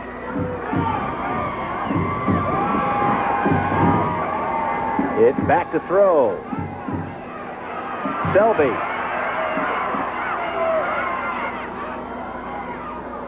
And it was almost in. Oh, it's caught! Oh, what a catch by Funk. Unbelievable catch. About 3 hands. Oh, we'll hopefully take a look at that one. Brett Butler, the new quarterback in the game, and one thing he is a little different from Kurt Selby is he's able to scramble much better than Kurt is. Dropping back, got some time, and now he sees the rush and, oh, got to get out of there now. And he's looking for Broker down there, and he is well covered by the DePauw defense. But somehow the ball pops loose, and the ever-present Mike Funk there to pick it up. Here it is. Wow, a great hit by Broker to break that one up, actually, and Mike Funk comes up with the football. Look what I've got. Great concentration on that play. Yes, that was, thank you for correcting me, Brett Butler, the quarterback, is in there for Selby. 1st and 10.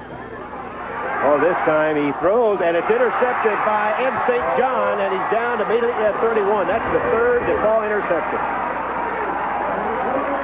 That time Brett felt the pressure, and he tried to throw it away, but he threw right instead at St. John. And well, the DePauw fans are happy, and so are the DePauw players. The Wabash player hurt. Well, he's apparently okay. That is number 24, Ed Broker, but he's apparently all right. He's trotting off. Here it is. Great pass rush there. Number 92 getting in there, Lowry, and St. John right there to make the interception.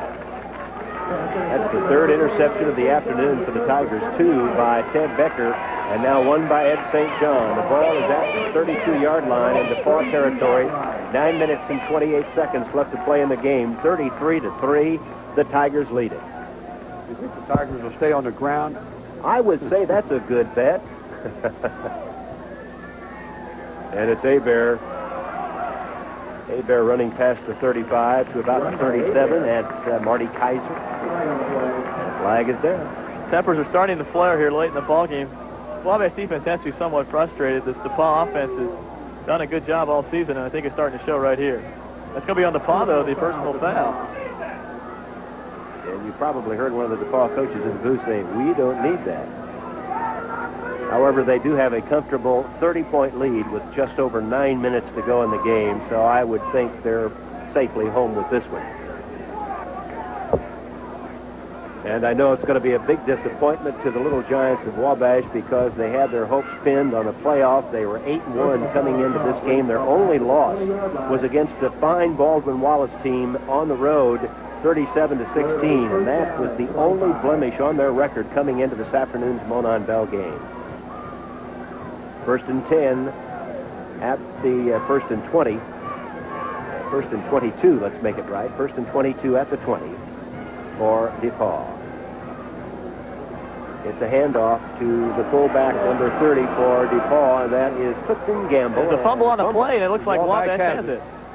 I believe that's the first turnover this afternoon by DePauw, is it not? And it is the first turnover.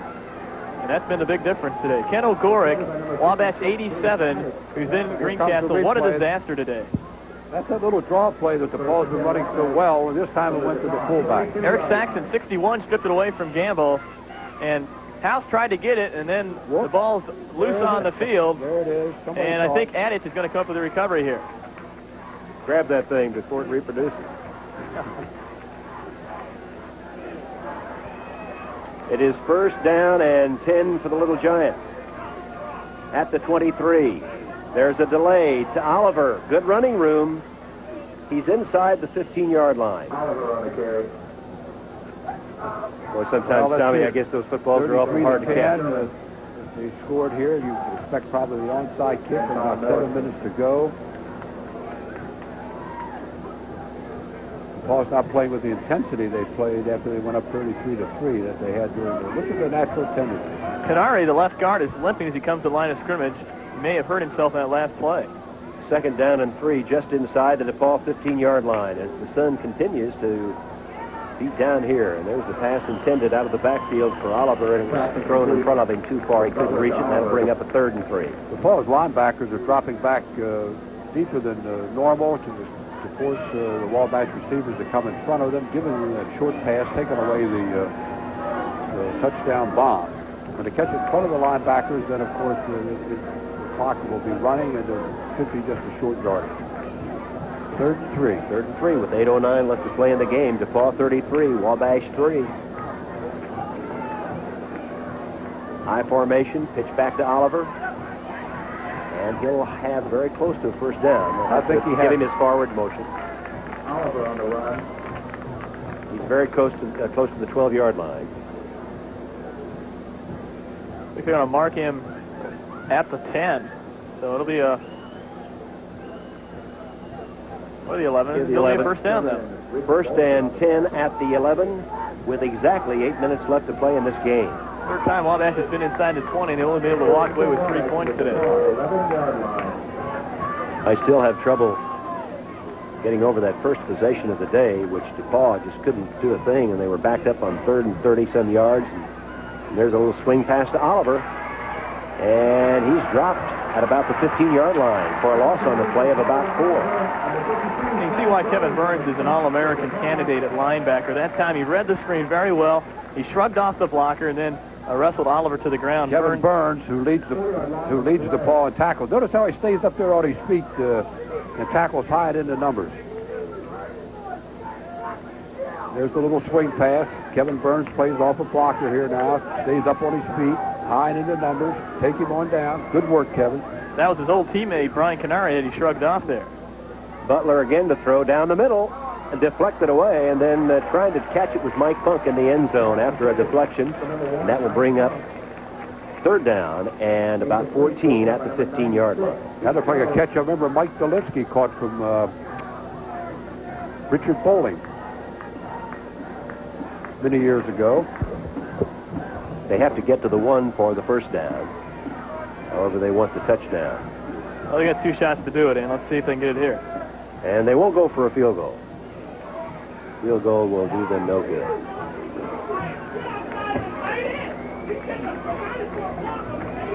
It is Butler back to throw. Throws it down the middle. Has his man Funk at the 3 and a first down. I'm sorry, beg your pardon. 4th down and 2 it will be. 4th and the clock continues to run. What was that? There's time marches on. Time marches on, and that's not good for Wabash. That was an excellent catch. Good pass from Butler to Funk. Butler gets plenty of time there and finds Funk right over the middle, but again, the DePauw defense really goes in on Mike very quickly. 4th down, about 1.5 yards for the first down, so they could get a first down without scoring. George Stoker, class 54 from Wabash, calling from Mesa, Arizona, and his quote, "Tell DePauw everyone stumbles over a blind acorn every now and then." And Muffy Hanky Man, DePauw grad 69 from Virgin Falls, Oregon, looking in. And the parents of Jeff Hicks, Wabash 83, Portland, Oregon. Go Bash.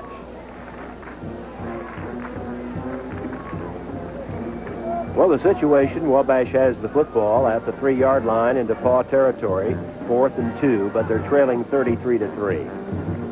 And it would take an unbelievable miracle for them to get back into this game. In fact, DePauw would have to help them an awful lot. DePauw would have to do a lot of things wrong to get out of this game. A couple of their big games in Division III today include Dayton is hosting Ithaca, and also Baldwin Wallace is facing Capital. They're big games because Dayton is number 4 in the region, and Baldwin Wallace is number 6. The loss to Wabash will probably send them out of the top 4. I'm going to get down there and talk to him. Nick Burroughs is 51-19 after today. It's at the 3. Fans still here, all of them. So there is a very good chance that Baldwin Wallace could slip in there if they get some breaks from Dayton today. It is 4th and less than 2. Oliver. I don't think he has it.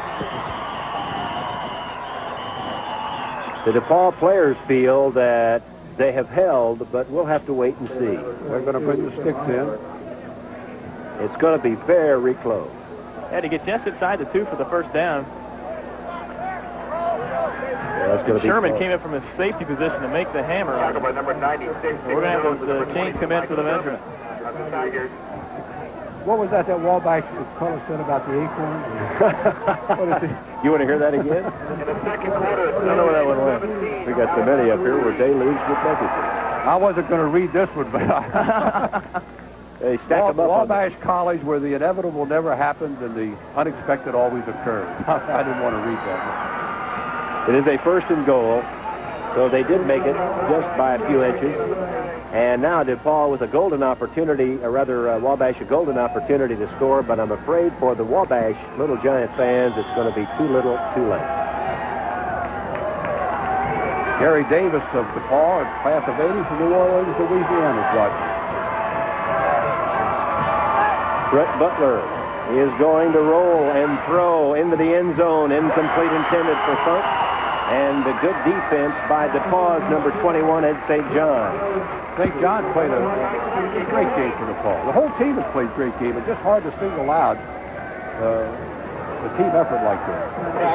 It is 2nd and goal. The clock stops with 6 minutes and 17 seconds left to play. 33-3 as the sun begins to sink slowly and the shadows begin to emerge on the field. But what a day it's been weather-wise. And a great day for DePauw, not so good for Wabash. 2nd and goal.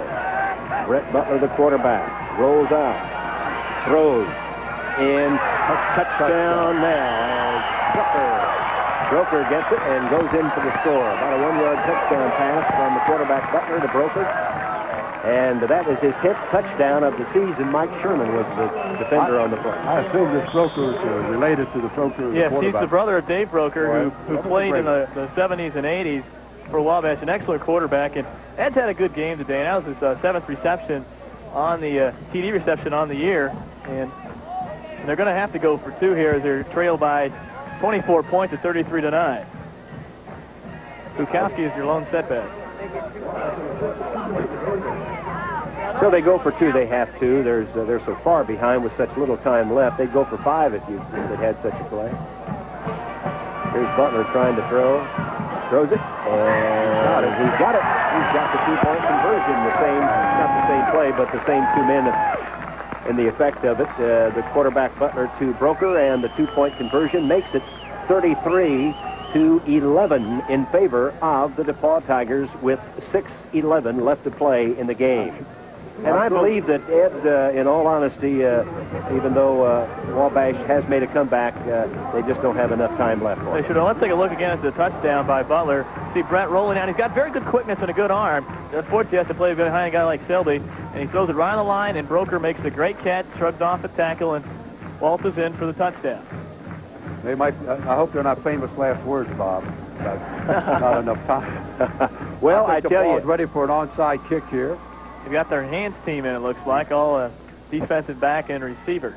If they would come back in this game, it might be one of the greatest comebacks in all-time football. I suppose there's been some even more dramatic than this. But you've been around a long time, too many announcing games and playing yourself, and you know that nothing's impossible. No, nothing is. No, that's right. I agree with you. It's going to be tough to do it. 22 points in 6 minutes, or 23 points to win in 6 minutes and 11 seconds would be a monumental task. Well, Wabash has to score 3 times, basically, in the next 6 minutes. And Plisky will probably try to knock the onside kick. You can either try to knock it on the ground or maybe hit it high just above the second line of DePauw defenders and try to get someone to run underneath it then. I would say DePauw is kind of expecting this. He gets a good bounce. Boy, they did get a good bounce. Let's see who's got the football. I think DePauw's got it. They did. They have it near midfield, which, of course, is the drawback of an onside kick, but yet they have to do it. You take the chance of giving them excellent field position, which they do at DePauw's 49-yard line. Something you can't practice in football is defending against the onside kick because it takes so much time. It's such a lucky thing if it really works. Really the bounce of the ball. That's right.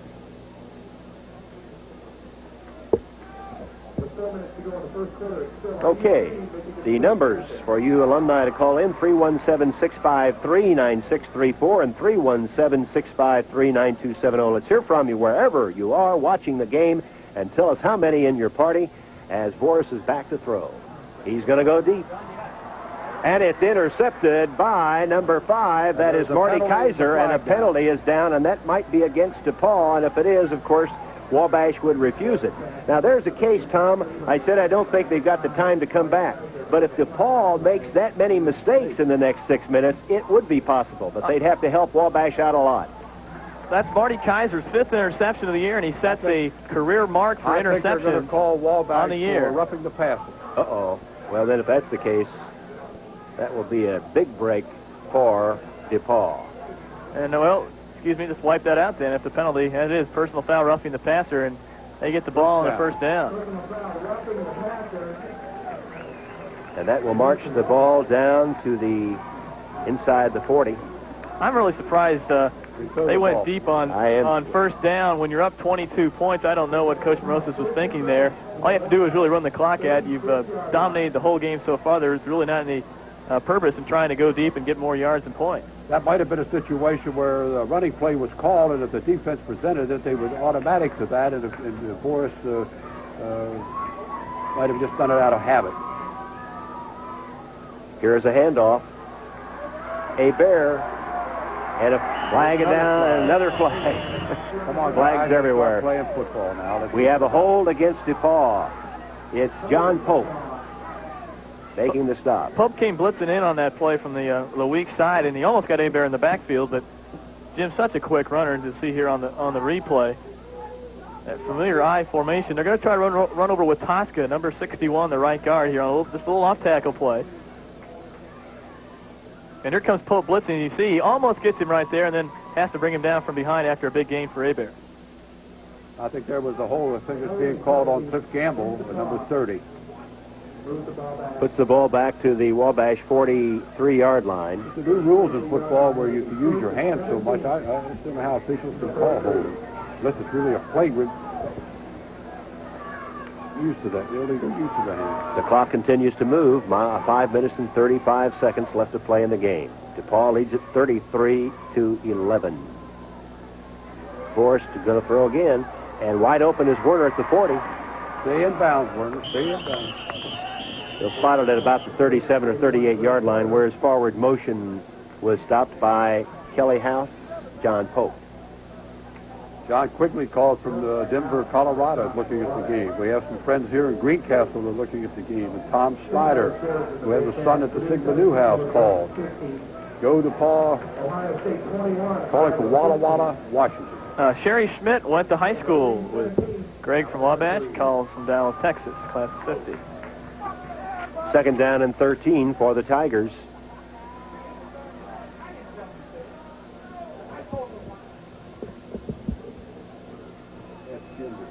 Forrest will throw again and has Mazer for a first down inside the 25-yard line at about the 22 or 23 as Mazer, the wide receiver from Barrington, Illinois, who scored 2 touchdowns today, gets a DePauw first down at the 23.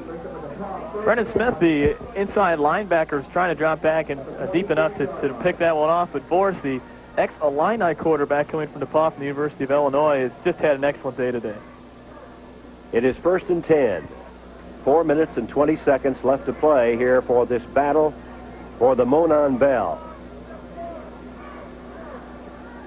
Slant play to Gamble, the fullback, Clifton Gamble. And after today, DePauw will have 400 wins in its history. Number 30, Cliff Gamble. And Tom Mott helped out with some of those. How many, Tom? Well, I can't remember how many, but there were a lot of them against Wabash. I think you had 67 in your career, Coach? What? 67 wins? Something like that. That's a good percentage of it. Somewhere around 15%, is it my mathematics off the top of my head? Now the officials call a timeout, or DePauw is charged with a timeout. They want to stop the clock. 3:35 left to play here at Blackstock Stadium in Greencastle, Indiana, on the campus of DePauw University, where it's been Tiger Day today. And we'd like to acknowledge some more call-ins. Greg Alm, class of 86, a DePauw grad, Sigma Chi, calling from Tempe, Arizona, and also Paul Trene, class 55, from Wabash, enjoying the game in beautiful Fort Wayne, Indiana. That's the hometown of our spotter, Derek Green. He's shaking his head, yes. Also, Mark Marita, 82 grad DePauw from Fort Pierce, Florida, and brother played football. There's a number you can call, 317-653-9634 and 317-653-9270. Yay, DePauw, the Dermans from Vero Beach, Florida. Grandsons Dave Wood is on the team. Well, a lot of people are watching today. And I don't know how the weather is where they're watching, but it can't be much better than what we've had here this afternoon. Temperature in the 60s somewhere, and a light breeze, and nothing but sunshine and blue skies.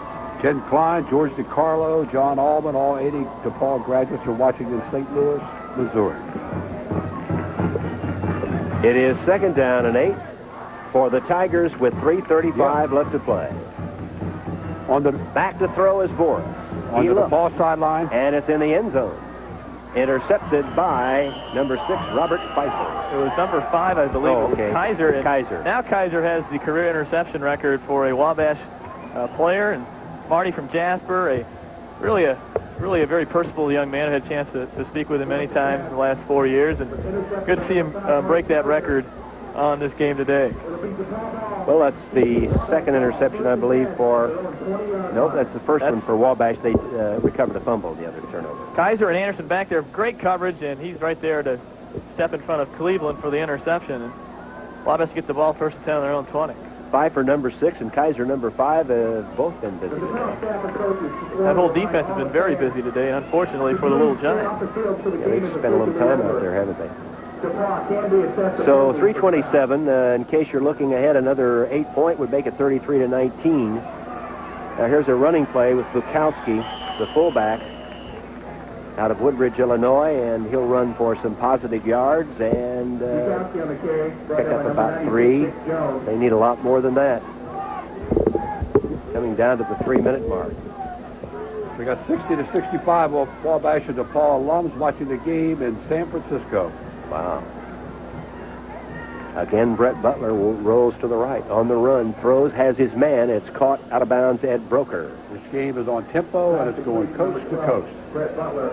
Ted Tempe, Becker. Arizona, Joe Lawler, class of 58. Go Tigers.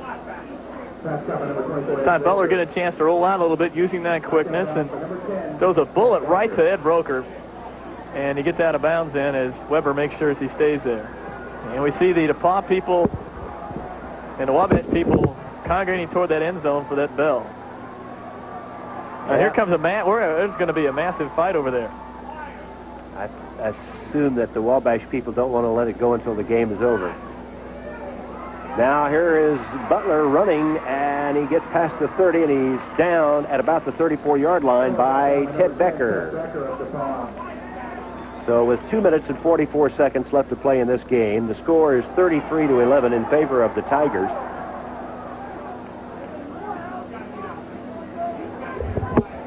And the ball will be spotted at the 32. There's some mass There's more commotion. action on the southeast side of the field now.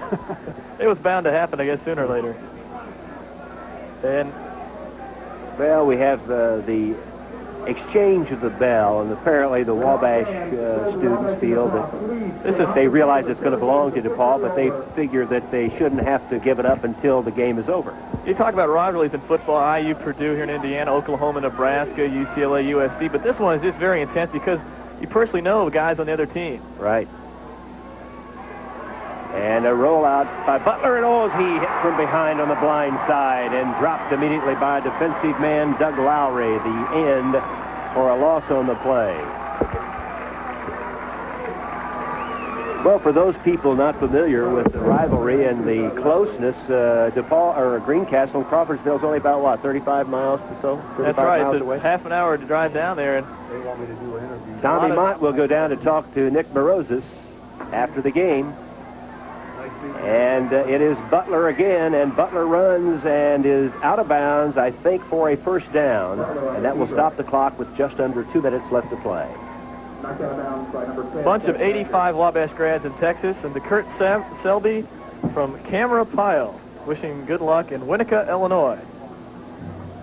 Just good to see that a lot of people will tune into this ball game, and or since the series of the Tempo broadcasts have started back in 1984, it's been fairly successful, it seems like. Well, it's been a lot of fun working with everybody today, and I've enjoyed this Monon Bell battle as much as anybody.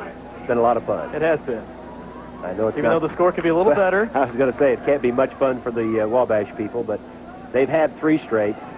Here's a flat pass and underthrown intended for Tim Oliver. It skipped to him. Oh, I tell you, they got quite a hassle going over there. Oh, now people are coming onto the field, and this is really this part of the unfortunate part of this rivalry. Too bad. It is. Because it's been a very clean ball game. Besides that, it's been some good hard hitting by both teams, and both teams have really been acting very well on the field. But and the fans have to start to erupt here late in the ball game. And the officials will have to get the fans off the field because the players cannot play until all of the people are off the field. And of course, we realize that there's a great rivalry here, and everybody appreciates that, but this is a situation that we just don't need. And even though they, of course, are very reluctant to give it up, why, they're going to have to give that bell up eventually, but they shouldn't have to give it up until the game's over. That's right. Todd Hansen, 87, DePauw University, and 50 others are waving those homer hankies out from the World Series in Minneapolis, Minnesota. Klein Arnett, Wabash 83 from Tucson, Arizona, saying, "Fight like you always do, Wabash." But not this way. Poor Brett Butler is scrambling, and he's still on his feet. He's going to throw one deep, and it is intercepted. And it's intercepted by, I think it was St. John. I'm not sure. We'll have to wait until he gets untangled, but he has intercepted the football, and DePauw will have it again. That's St. John's 3rd interception of the day. No return on the play. I still can't. It's Sherman, I guess. Sherman got the interception.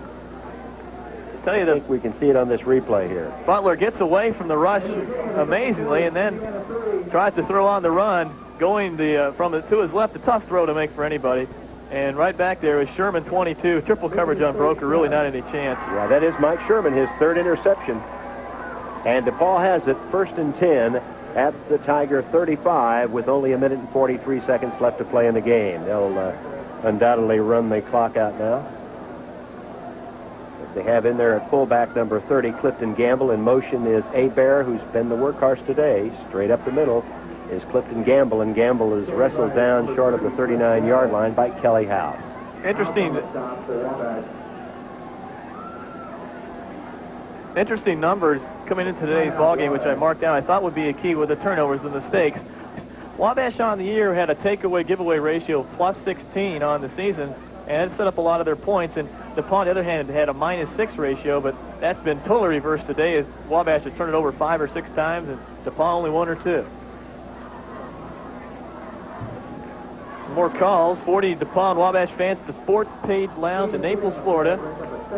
Dave Tanner is a former player from DePauw and sends greetings to Tom Mont down on the field. Going to get a chance to talk with head coach Nick Morosis after the victory. John Deerdorf, 55, Wabash, and wife watching in Scottsdale, Arizona.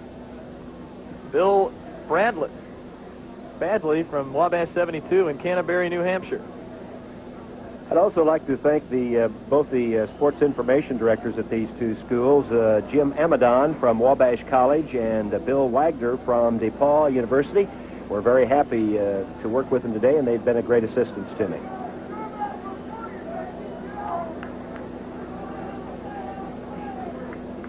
It is 2nd down.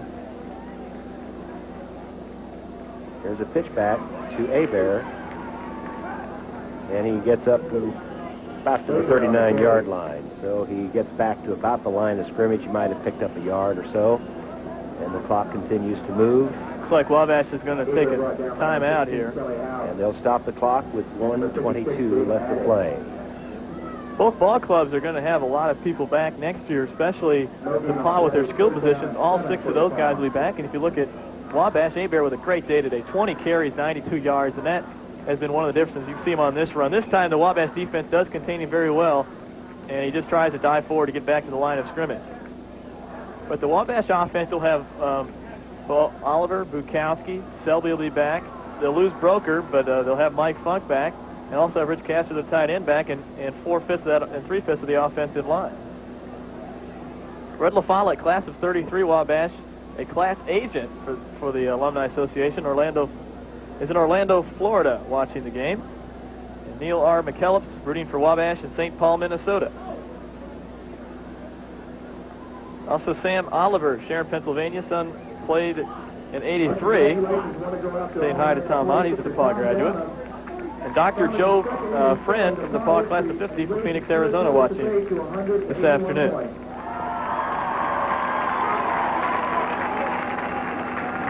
It is 3rd down and 7, the ball at the 39. And Hebert is playing quarterback. How about that? He's going to run with it. And he's not going very far. Ooh, right. I think probably you're right. I think he's going to try to get the 100 yards, but he just lost one. So he's bent down to 91. Interesting. Hebert on the year had thrown 7 halfback passes, completed 3 of them for a touch and 1 for a touchdown. He's got a good arm. He does it all. He catches the football. He runs it. He throws it. He blocks well.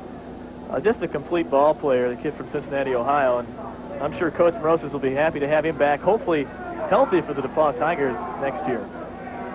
Well, the clock is stopped with 59 seconds. And, yes, one of the state policemen here talking to the officials, and I would imagine trying to set something up with the officials as these teams leave and try to keep order here, because this is going to be, they're going to have to turn the bell over, and I would assume that the DePauw students will run across to this side and bring the bell over here to the DePauw side of the field, signifying that they are the winner this year, and the bell will return to the campus of DePauw University for at least a year. Hey, this Wabash team shouldn't hang their head. They've had a great season this year. A team that has risen to as high as 6th in the polls. They aren't a very big ball club. They're a team that really relies on great athletic ability and able to make the big play. Just unfortunately today, DePauw just not to make the mistakes that they were hoping to get this year. But an 8-2 season is nothing to be ashamed of. And this ball club, especially the seniors, have really had a successful 4 years here, winning 3 of the 4 Monon Bell Classics and coming away with winning seasons every year that they've been here. Wabash, in fact, has had 12 consecutive winning seasons now after this season. I would imagine that about 90 to 95% of the teams in the country would like to have their season. That's right, and they have the 8th best winning percentage in Division III football in the 80s. So winning is not anything new for the Little Giants. However, they will be coming on the short end here this afternoon against their longtime rival, DePauw. This, of course, is the 94th meeting. And after this game, to show you the closeness of this series, it will be Wabash with 44 wins, DePauw with 42, and 8 ties. It's a great tradition, great rivalry. Punting the ball, Tom Downham. Standing deep is Mike Funk. We're down to almost the 30-second mark. They're just going to let the clock run to that point and take the penalty and then punt it after they're assessed a 5-yard penalty. For an intentional delay of game, just to get rid of some time on the clock. Well, if you had to take a star of the game for DePauw, it'd be really hard. They've had a lot of guys get some great efforts. And Wabash's side, I think Ed Broker's had a very fine ball game in a losing effort. Ed's made some great catches today, but just haven't been able to get the point. Boris was great, and so is, of course, Jim Hebert offensively, as was Tony Mazer. And, well, like you say, a game like this is tough to find at individual. It is a team effort. And they're going to have roughing the kicker, I think. Yep, roughing the kicker. They were trying to block it. And it'll go back, and that will be a first down for DePauw. It really is a moot point right now. It's over because we're down to 17 seconds. And the final score, I'm sure, is going to be 33-11. Just delays the game just a little longer. Jim Daly, class of 38, Wabash from Santa Ana, California, watching. And Jerry and Rose Trigg, Colorado Springs, Colorado, class of 73-80. Yeah, 73-80 was campus minister. His wife got a degree from DePauw. See what the call is here. Officials are talking, and they're going to refuse the roughing the kicker penalty, give it back to Wabash with 17 seconds. Probably a class move by Coach Morosis there. There's no sense keeping the football. They'll have to punt it over again, and it doesn't make any difference with 17 seconds left. Even if they score, it's still a victory. whether you win by 1 or 50. It's a win's a win. That's right.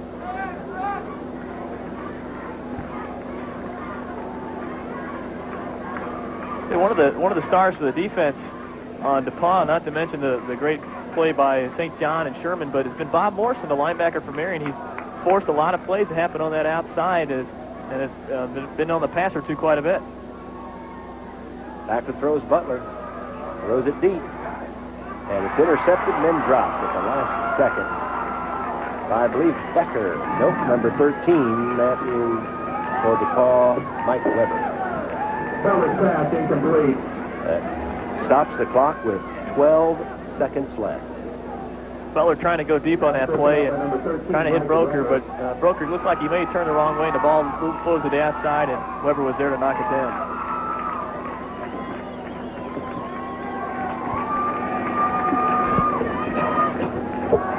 Second and 10. We're in the fourth and final period here at Blackstock Stadium, which is just about to wind down this 94th meeting of these two teams. Butler rolling around. He's going to throw it deep. Down it goes, and it is incomplete at the 5, and the game is over. From Blackstock Stadium in Greencastle, Indiana, in this 94th meeting between DePauw and Wabash, the final score, the Tigers of DePauw 33, the Little Giants 11.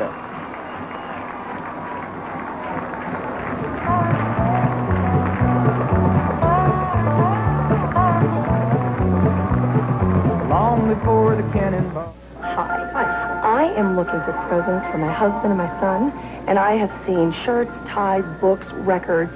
But you know, they love sports, so I thought maybe you had something here. What's their favorite sport?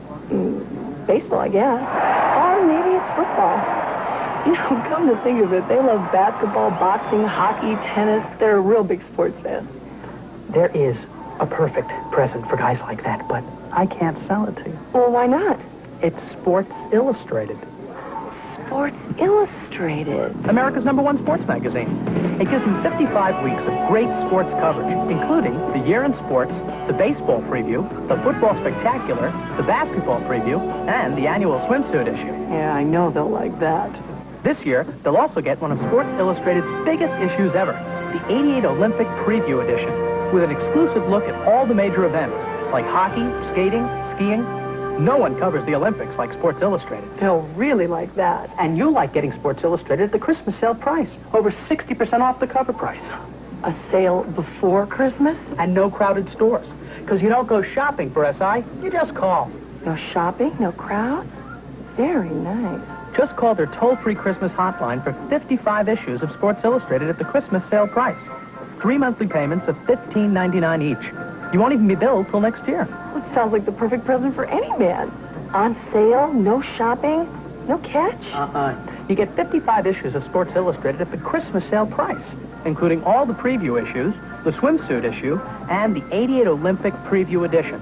And even a card for under the tree, just by calling toll-free 1-800-274-5100. I'm sold. Where's the phone? Over there. What's that number? 1-800-274-5100. I know what I'm getting my boyfriend. And my dad. Terrific idea. Great idea. After 3 straight years, the possession of the bell exchanges hands and goes to the victorious DePauw Tiger football team, and standing with the winning head coach Nick Morozis is Tommy Mont. Time for us. We lost the last 3. The players won it for themselves, and all the seniors that lost the last 3. And last year we should have won a game because we had 454 yards there, 186, and lost in the last quarter when they scored 17 points on us. Well, I thought you were playing with a lot of emotion out there, Coach. Well, we really were. Our kids were ready today, and they weren't going to be denied, and they did a great job of hanging in there with some great hitting. Outstanding hitting. It was an outstanding football game. It's a great rivalry, a great tradition, and a great game. Well, the DePauw coaching staff did themselves up well along with the players, and congratulations from all the old coaches and alumni and everybody. It was great. Thank you very much, Coach. Good to see you. Okay, back here again, and it's been our pleasure to work with 2 fine people, Tommy Mont and Steve Wilt, and we've enjoyed this telecast. The final score here from Blackstock Stadium in Greencastle, Indiana, the DePauw Tigers 33, the Wabash Little Giants 11. Good afternoon. Ring the bell for Wabash.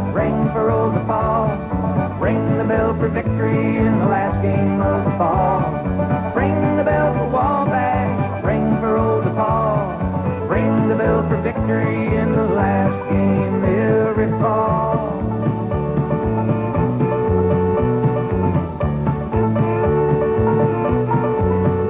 Suddenly the boys of autumn had a fire in their eyes. Fought and spit, but never quit fighting for the prize. The medal to the victor. For Veterans Only, the weekly television news magazine for America's veterans, can be seen here every Tuesday night on Tempo TV at 11 p.m. Eastern Time, 8 p.m. Pacific. We'll cover all the important issues for and about veterans from coast to coast. Dennis West features VA benefits on VA Hotline. And Phyllis Martin updates job information for veterans on the Job Connection. And we'll show you America's veteran service organizations in action. For Veterans Only, every Tuesday night on Tempo TV.